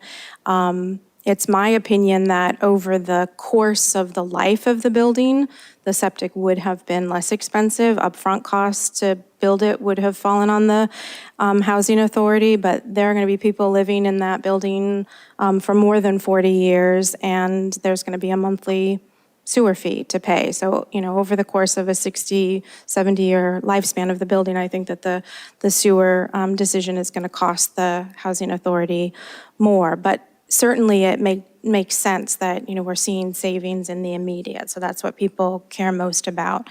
It just doesn't feel like the right time to ask the residents of Acton, the taxpayers, to further subsidize this. Fran, you mentioned Peter Barry's email, which was super helpful because he's itemized the sources of funding that are local, state, and provided by the housing authority. But there are a couple of things that are not on that table, although I think that one of them was mentioned in the body of the email. So there was a $75,000 pre-development CPA allocation in 2018 that's not on that table. The $1 million in CPA funds that essentially went to the housing authority to pay for the property at an $800,000 loss. The Community Housing Corporation figure and the ARPA figure is correct, but missing from the table is the $590,000 in waived sewer privilege fees.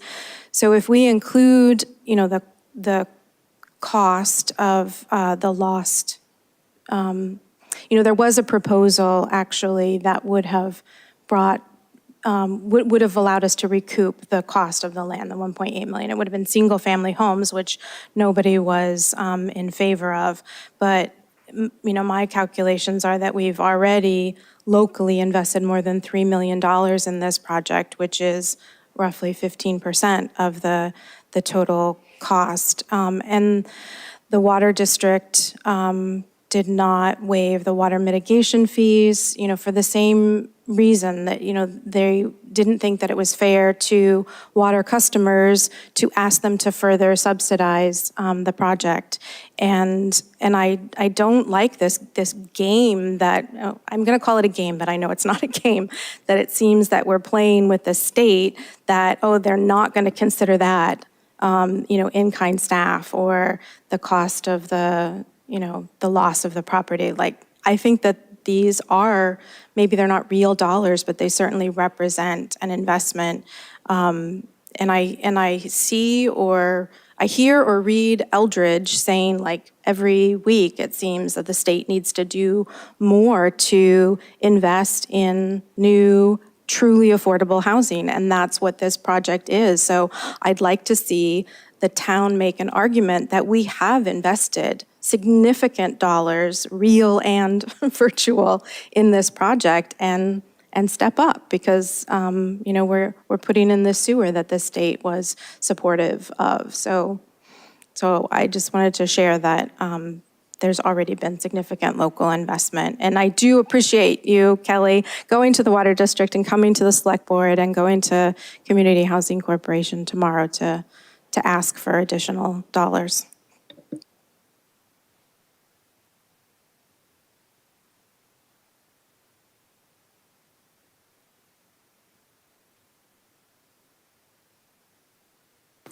I'm sorry, is there a motion being discussed? No, okay.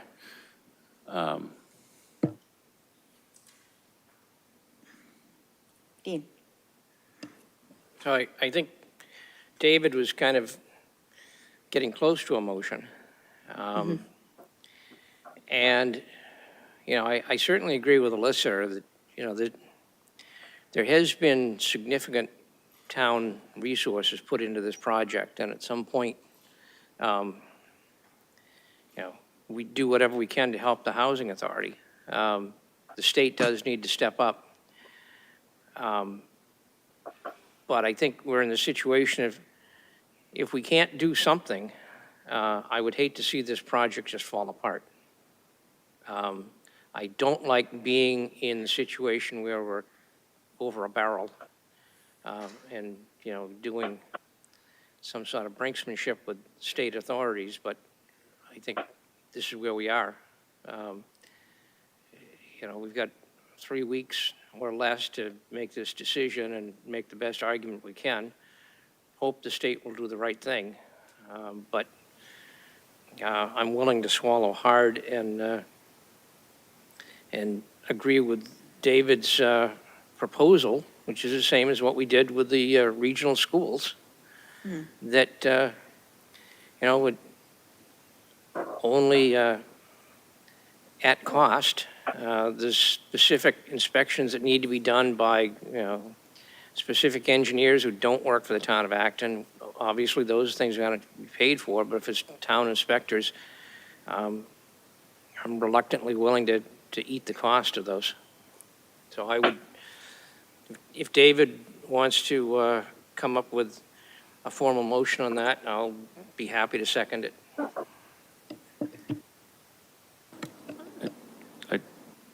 Sorry. Yep. I think in terms of implementation and maybe even in terms of communication with the state, that may be hard for us to quantify in 3 weeks. So I would suggest that the board instead consider a dollar amount based on the estimates that Kelly provided, all or a portion of that amount, and that way it can be communicated directly. The town is contributing X towards the cost of this project by reducing permit fees or waiving permit fees or paying for permit fees, however it's to be framed. David?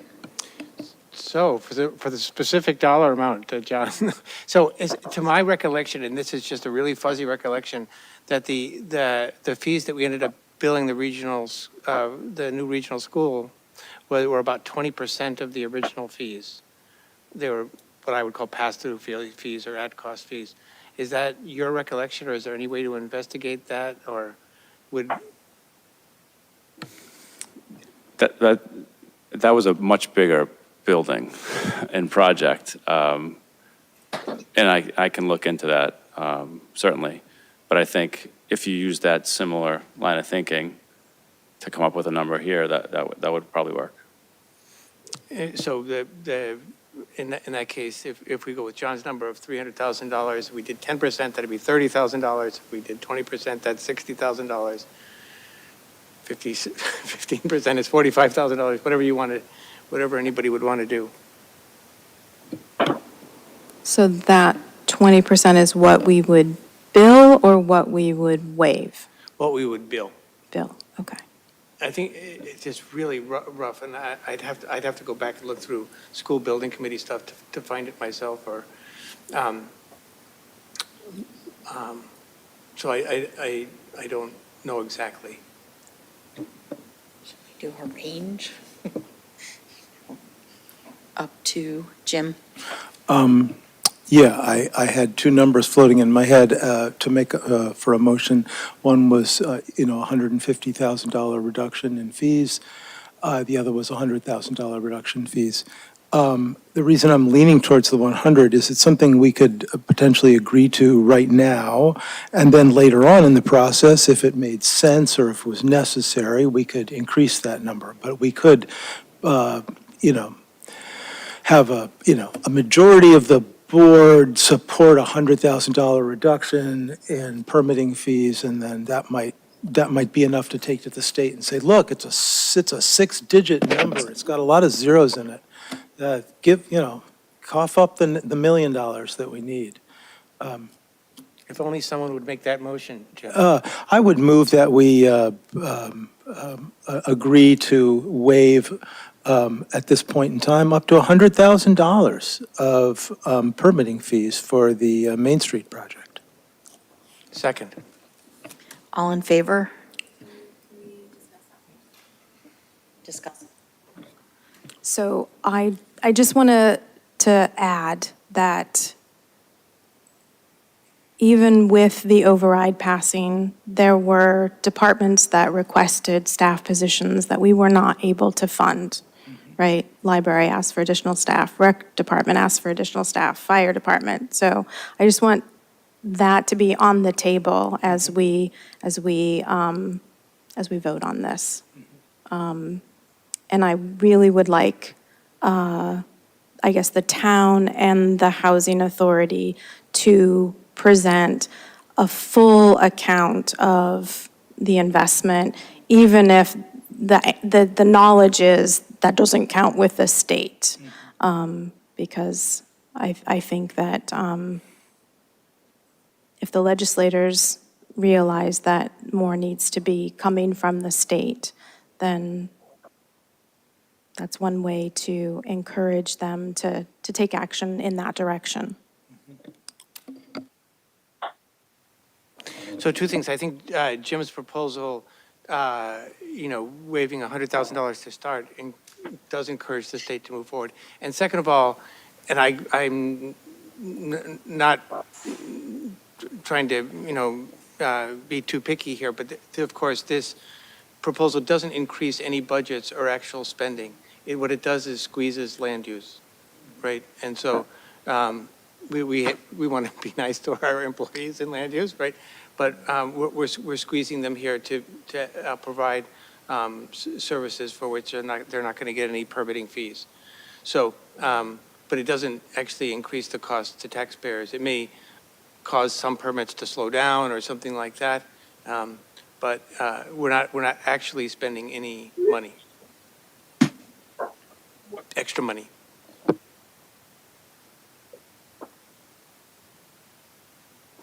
So thank you for that, David. We will be nice to our staff.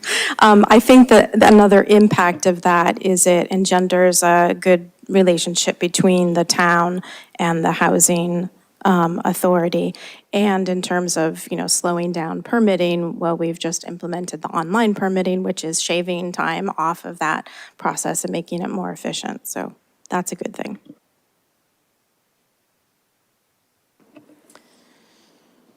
Do we have a motion and a second? Oh, all in favor? Aye. Aye. And any opposed? I'll abstain. Abstain. I'll abstain. Four yays and an abstention. Thank you, everyone. Appreciate it. Thanks, Kelly. I'd like to point out that 100% of the people in the local audience are from the Acton Exchange. Oh, no, Jody's here, sorry. Hi, Jody. I'd like to point out that 80% of the people in the local audience are from the Acton Exchange. And the final person in the audience has written for the Acton Exchange. So number 7 on our agenda is a presentation by the Acton Exchange on history of formation and efforts to date. Thank you for the invitation to provide this briefing. I'm Kim Castens. I was one of the founders of the Acton Exchange, and I'm now an associate editor and board member. This is Franny Osmond, who needs no introduction in this room, who is our editor-in-chief. I'm going to talk about the history part of what you asked to hear about. Then Franny will tell you about how things stand right now, some of our goals for the future, and then some of the things that the board and others listening could do to help us move this effort forward. So I am going to share my screen, which I believe will be allowed. Okay. I cannot share screen while other participant is sharing. Okay, I'll try again.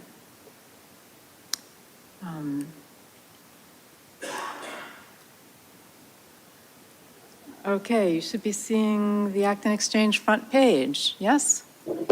Okay, so just to, I think most people here have seen this, but I just want to point out that across the top is the backing material for what we'll be presenting today. If you want to know more about who's on our team or or what our history is or our mission statement or any of our policies, you can get further information from these things across the top. But if you just want to know what's happening in Acton, then you come to our front page. We publish approximately 8 stories a week, a new front page every Friday.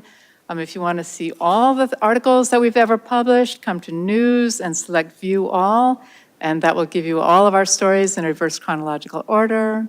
If you're interested in a particular aspect of Acton, for example, if you want to know about performing arts, you can choose one of these other menus over here and get, for example, all of our articles that we've ever published in the realm of performing arts.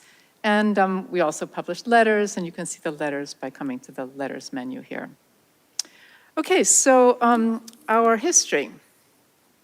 It was September 2022, less than 2 years ago, at the League of Women Voters Acton Area Annual Meeting that Marian Maxwell proposed that we should start a community newspaper for Acton. And so out of that meeting came an ad hoc working group of about 9 people to work on this newspaper idea, including myself. So after months of learning and planning, the League working group convened a community forum on a bitter cold Saturday in February. It was in this room. I think many of you people were here. We heard from opinions from 63 participants. We heard from representatives of the Bedford Citizen, the Carlisle Mosquito, the Concord Bridge. The tone was enthusiastic.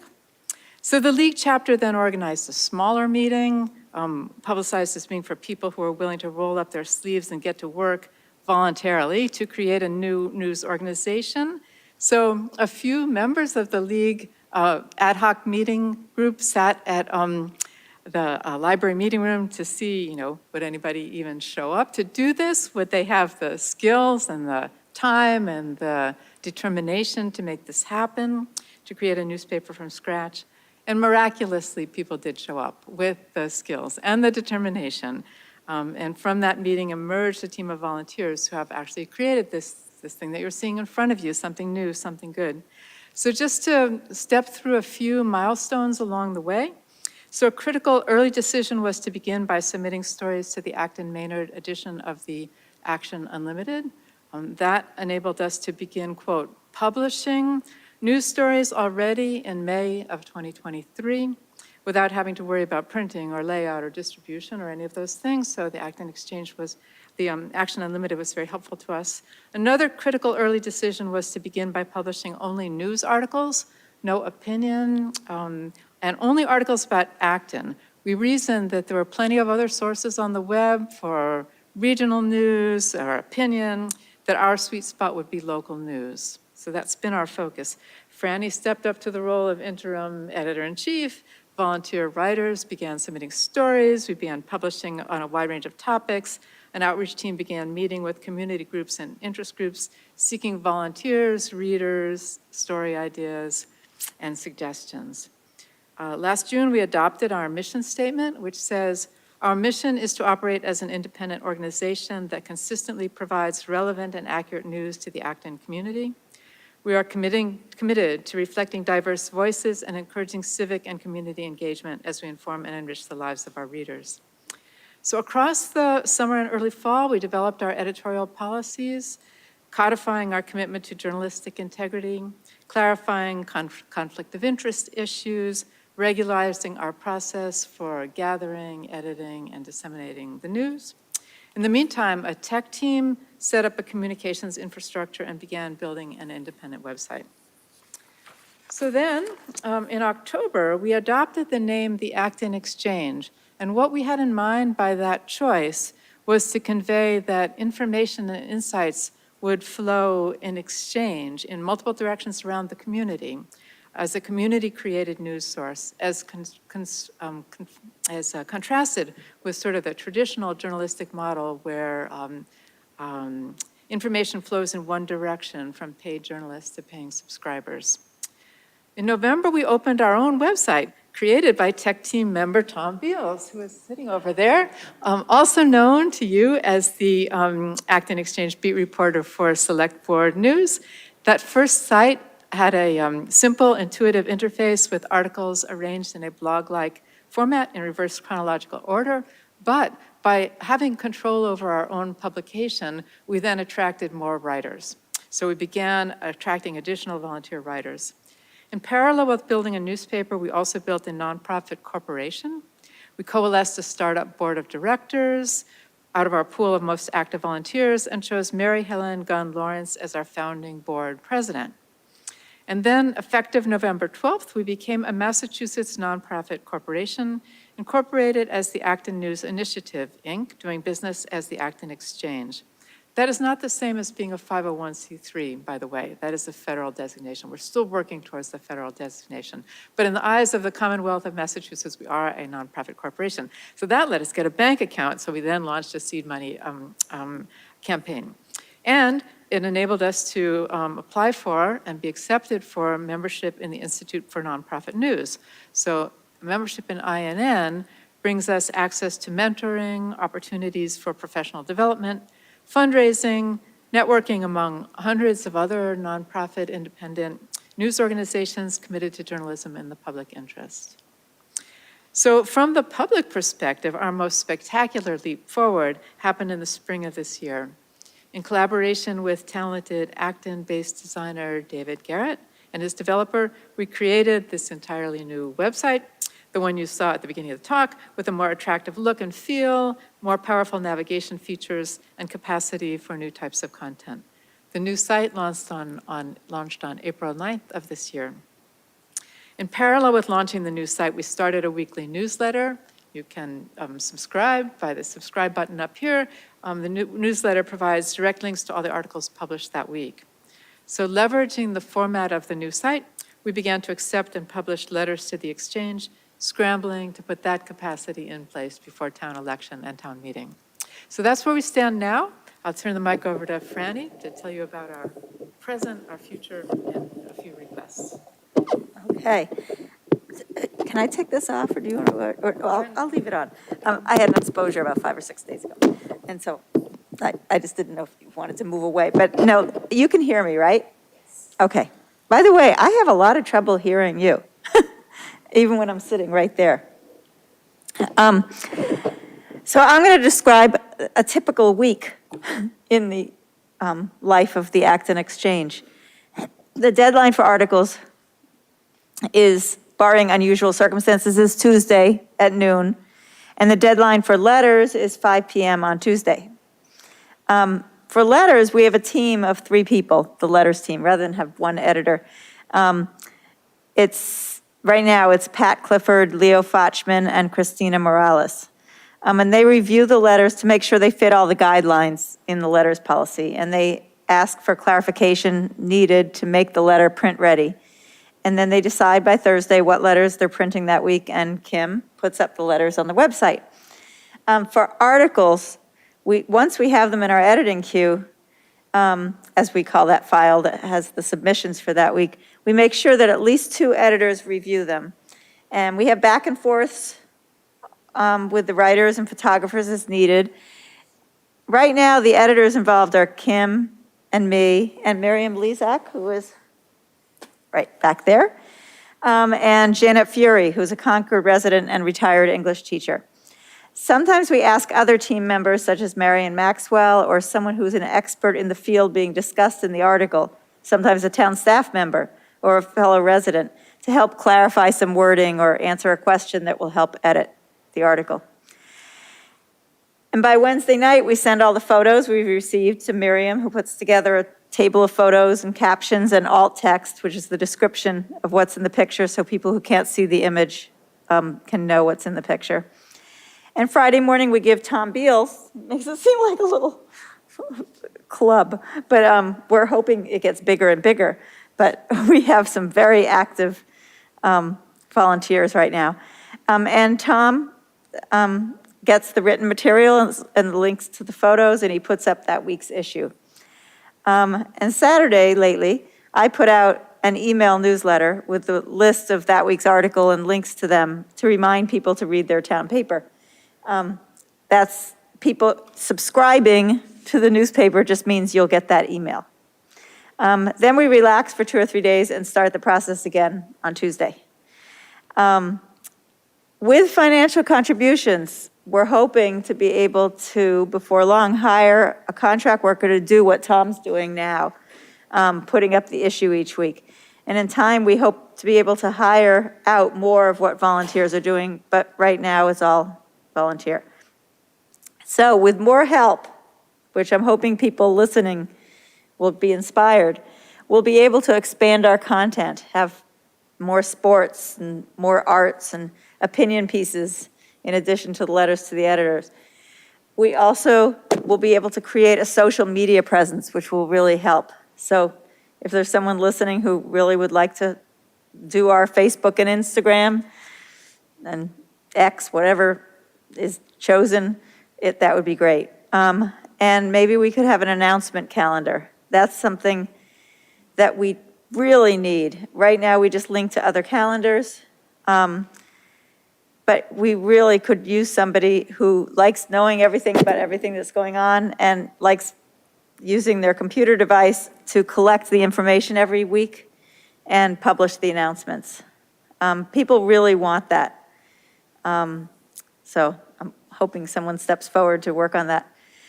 So we have a monthly meeting every month on the second Wednesday at ActonTV, which lends us their conference room.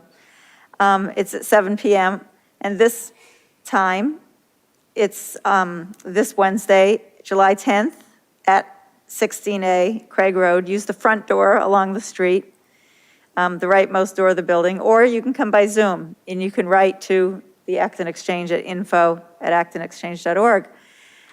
We welcome people of all experience levels to work on the paper with us, to write, to edit, to help on one of the teams, such as technology, fundraising, publicity, or the board. So to take that first step to volunteer, it would be really helpful if you would come to that monthly meeting. One thing we do at the meeting is we have the updates from the different teams, and then we use short videos and discussion with each other and sometimes professional journalists who are or are not on our team to further writer development. The first time we did that, it was on how to cover public meetings. This week, it's going to be on conflicts and contradictions in community journalism. So why are we talking to you, the board? We have two asks that we would love the board to help with.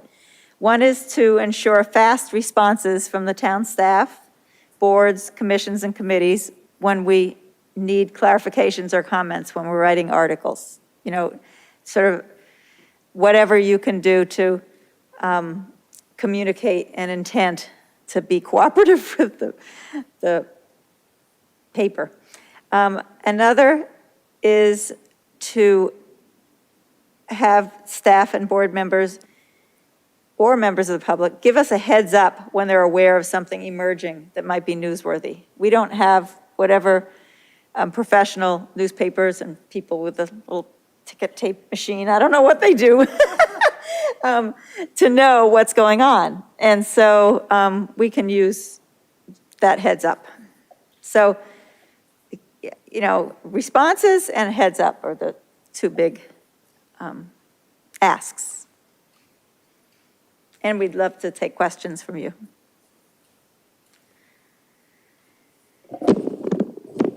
Alyssa? I don't have any questions, but I just want to say I have been astounded with the success of this group of volunteers. So the number of hours, the talent and skills. I feel so privileged to have been a witness to the whole process. Well, not the whole process, because I've stepped back quite a bit, and now I just have fun writing the occasional article about a community event that I happen to attend. I do have a suggestion for fast responses, is to email that guy, because he's the fastest responder in the entire organization. And I'm pointing at the town manager. In terms of verifying, I would go through his office and to get the quickest response. And I want to be clear that we have been doing that and Wonderful. enjoying the. And have you subscribed to the service that the town uses for press releases? Yes, and actually that is to add to the volunteers that we're looking for, would be someone to keep an eye on all of these communications.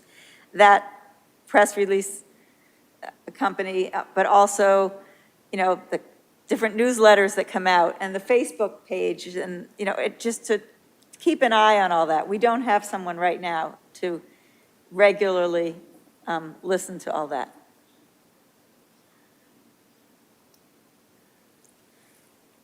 Jim? I guess Francis. Okay, some standard Something. sentence about how awesome this all is. And then let me get to my question. Where are you at in your thinking about paper and sending this out to every household in Acton and getting ad revenue? And there's this, you know, I'm thinking of, you know, the Concord Bridge that's managed to do that. I'm wondering where you're at in your thinking about that possibility. By the way, I share that dream of sitting in a cafe and reading it. I used to love going into a cafe and picking up the Beacon and just reading it. But we're not the Concord Bridge, and I'm going to let you, would you like to answer? We should both answer, because Okay, we have well, slightly different perspectives.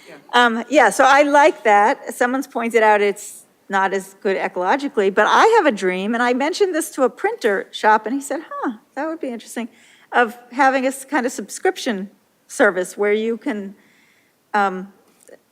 give your name to the printer, you know, and pay what needs to be done, and they would regularly print it out and send it to you.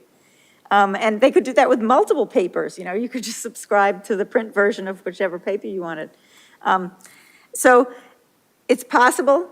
in the future, we just started out this way, and we are not the Concord Bridge. They had a lot of private donations that supported it right from the beginning, but that is something that we could do with contributions. So I started this process absolutely committed to the idea that we should be aiming for a paper paper. I still subscribe to the New York Times 12 years away, having moved away 12 years ago, paper every day delivered to the end of my driveway, and the Boston Globe. So I am a big believer in paper papers. However, I have evolved on this point over the 2 years we've been working on this project for a couple of reasons. And I'm no longer so committed to the paper vision. One is that paper is extremely expensive in terms of printing costs, and leaving it even, there's the ecological cost, but just in terms of dollars, the printing costs and distribution costs is very high, some of which you can get back from from advertisements, including legal notices. But it's still a very expensive startup to do that. Another issue is that it kind of constrains what you can publish. You have a certain number of square inches every day or every week, and if you don't have enough content to fill all those square inches, you end up publishing some stuff that you might not be really proud of. On the other hand, if you have a lot of stuff in any given week, you end up not publishing some things that you would have published. So for example, right now, we're publishing all the letters. Every letter that comes in that is not clearly outside one of our guidelines. Like, if it's not about Acton, we won't take it. If it's derogatory, we won't take it. But other than that, we publish all the letters, and the newspapers don't do that. And so the added effort to choose what is a representative sample, who should we leave on the cutting room floor, and who should we publish, that adds additional work, and there's additional layout work. So there's the printing cost, the distribution cost, plus the actual staff work, volunteer work to make all these extra decisions. And then the other factor is that, I am a scientist. I spent most of my career writing for scientific publications where you get footnotes and reference lists at the end. And so the concept of writing things where there's no accountability or documentation or transparency of what your sources were is very troubling to me. And I have come to love hyperlinks. I can just put a hyperlink to, the video of the meeting where the point was made, rather than just me making a bald statement that blah, blah, blah.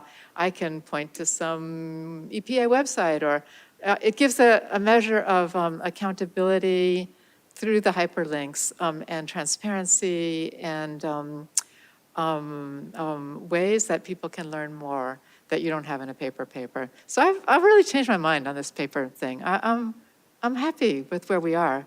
I wouldn't fight. And the other thing is we learned from our contacts at the Institute for Nonprofit News, and also when we hosted the authors of What Works in Community Journalism. I think some of you came to the Silver Unicorn, where the authors of sort of, the Bible on this, how community journalism works. They told us that very few independent nonprofit news organizations have ever gone from online to paper. Or organizations that start with paper, like the Carlisle Mosquito or the Concord Bridge, can then start an online version. But there are very few successful case examples of people who have made the conversion from online to online plus paper. And they said the reason tends to be that when people have a little extra money to spend, they say, well, we could hire another reporter, we could invest that in editorial, or we could invest it in pieces of paper, and they tend to go for editorial. So that's what we know so far. It's still a very appealing vision. Sitting at the coffee shop reading the newspaper is just it's a very special thing to do. When I traveled with my mother as a child, she always read the local newspaper wherever we went. It was just a ritual. She'd get the local newspaper, take it back to the hotel or wherever we were staying, read the local newspaper, and it's not the same doing it online. So, complicated answer. David? Yeah, I don't have a question, but I want to say that in just the 3 months you've been on the full website, I think you've already made a difference. Kudos to all of you and thank you to all of you. And most weeks, I'll be in some situation where someone says, if we only had a newspaper. Well, I say, go to actonexchange.org. And they're pretty pleased with that usually. Thank you again.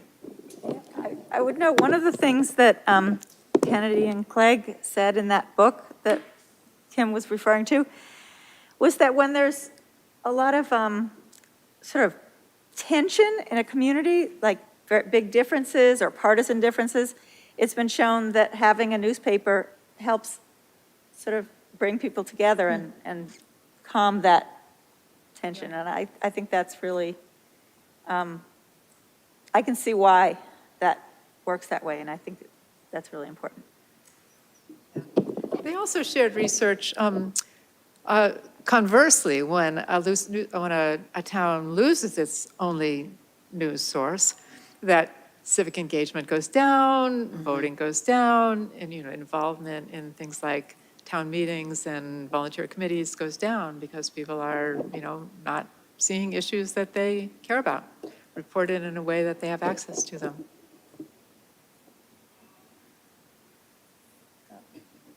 Any other questions? Thank you so much.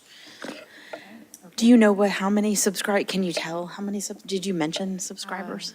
Yeah. I think it was 864. Oh, that's good. That's excellent. Yeah. That's up drastically. We had about maybe 200 at the time we launched the website. So initially we were just circulating monthly updates about sort of how, yes, we're still making progress. We're still working forward. That was what we were sending out to about 200 people. And the additional 660 or so have come along since we launched the new website with the handy dandy subscribe button. David? So. Yeah. Sure. I have sent people links to articles too, and I just wanted to ask, those links are permanent? Those links are permanent. They didn't used to be, but they are now. Great, thank you. Alyssa?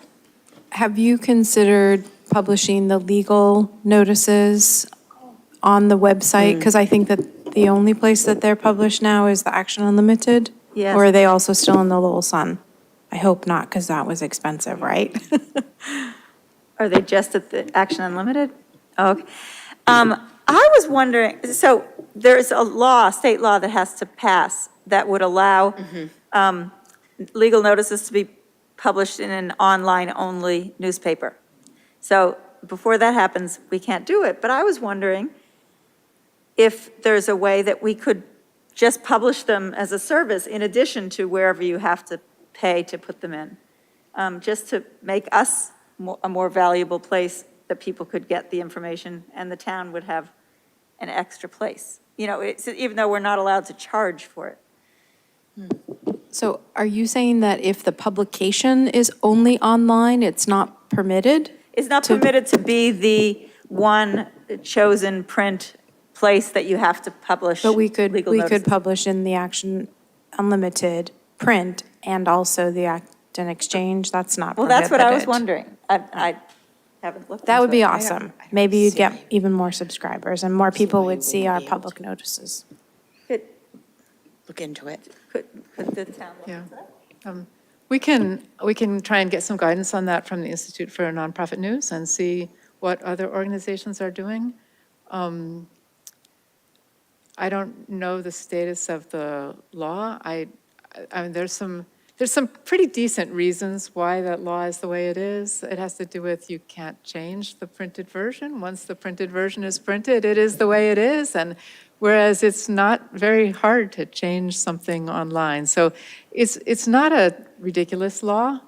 On the other hand, times are changing, and with so many towns having only an online news source, maybe somebody needs to give some thought to,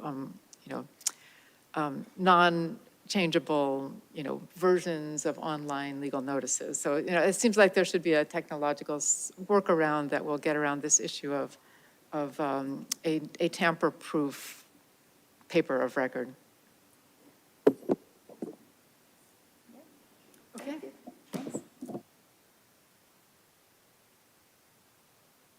we're hoping that maybe you will communicate with the boards and committees about this Yeah. desire to be Yeah. friendly to your local news reporter, because they're just fellow residents. We have had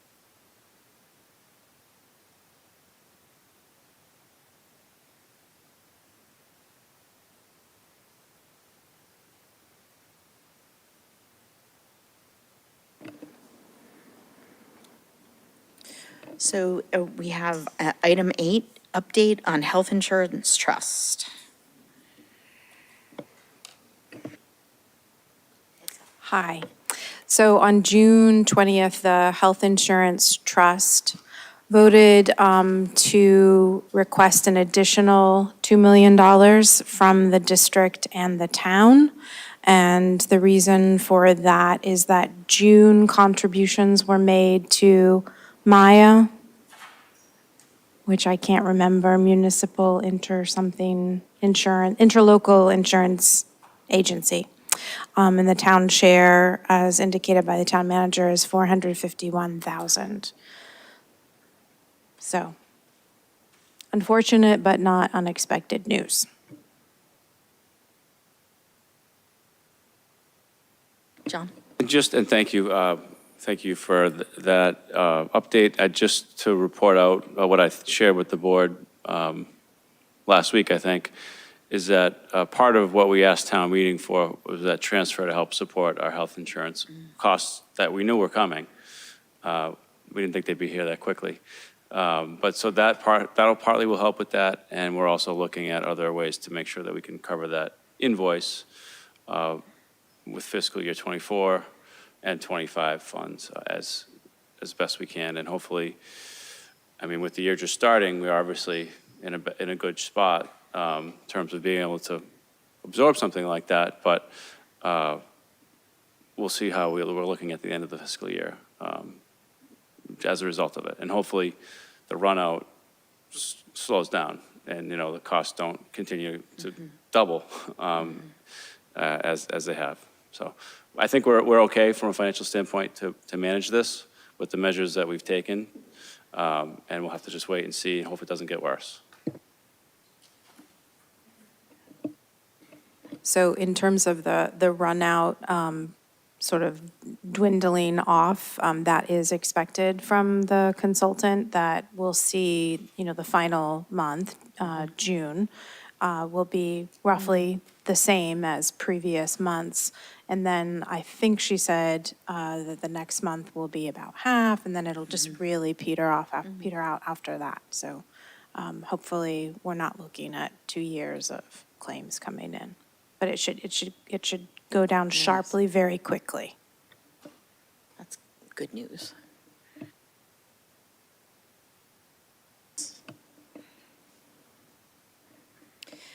Number 9, approve letter of authorization for application to the Executive Office of Energy and Environmental Affairs, local acquisition for National Natural Diversity Land Grant.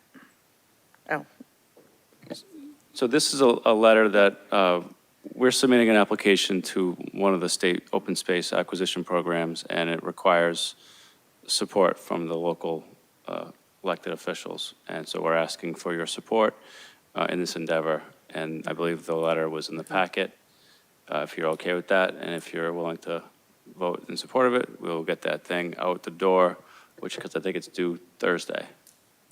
Thank you. Are we all in agreement? Are we?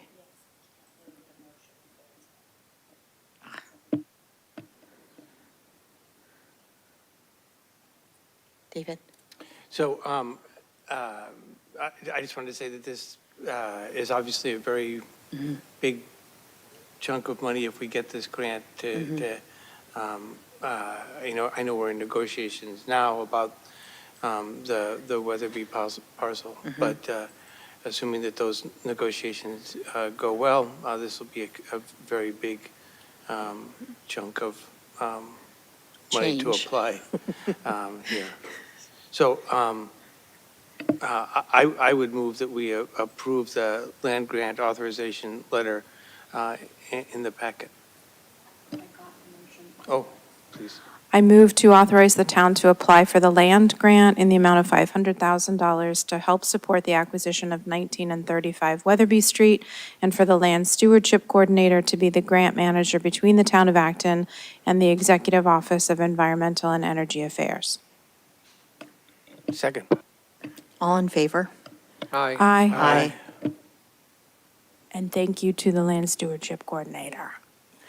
Yay, Ian. Yay.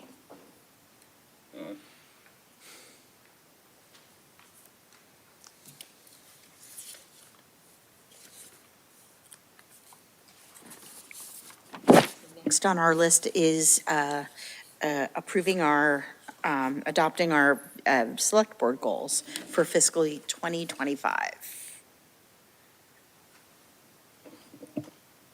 Dean?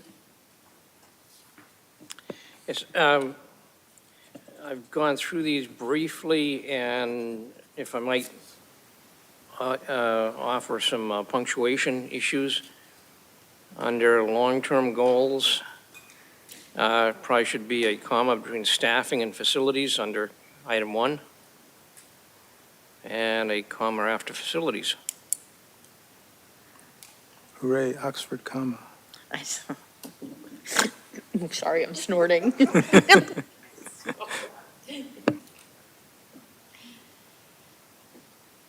David?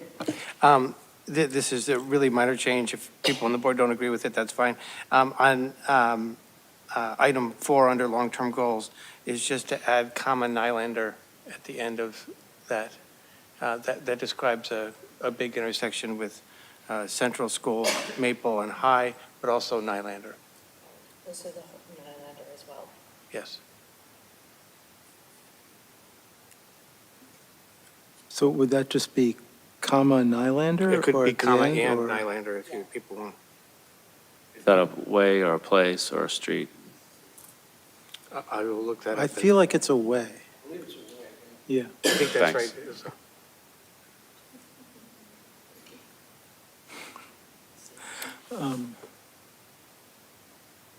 Jim? As long as we're making small grammatical edits, on number 4 on short-term goals, to make these all match up, since we have locations in the first place, I think probably should be or similar locations. So adding an S right at the end, I think makes it more consistent.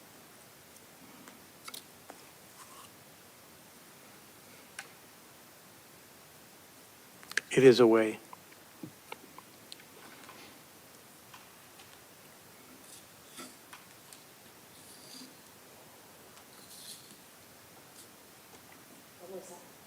Thank you. So my suggested edit is not so tiny, but I noticed that the first goal, the first short-term goal, is the only one without a verb. So I'm wondering if we could add in explore and implement or pilot additional tax relief. Explore is good. I think you even mentioned that at our meeting. Oh. Yeah. I'm also in favor of explore because I think actually implementing will take more than a Yep. year. Yeah. Yep.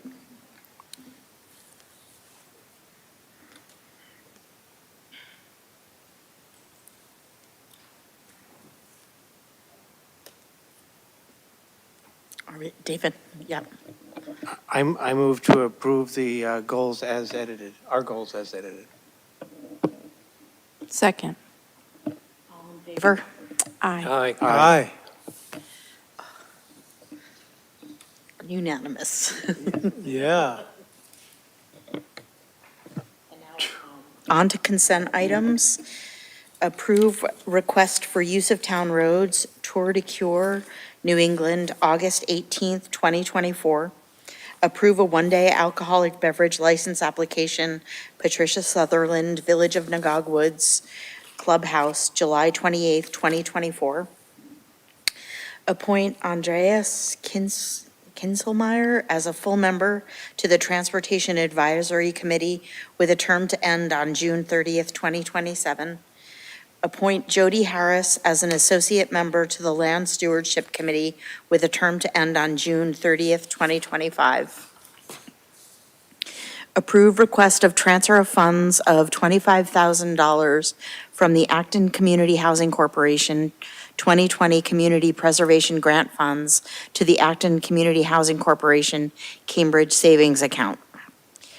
Number 16, accepted donation of $2,000 from Insulet Corporation to support the 2024 Summer Concert Series and special events. 17, accepted donation of $500 from Acton Women's Club to support the Serve Fuel Assistance gift account. I move to approve consent items 11 through 17 inclusive. Second. All in favor? Aye. Yes. Aye. One more motion, please. I move to adjourn. Second. All in favor? Aye. Aye.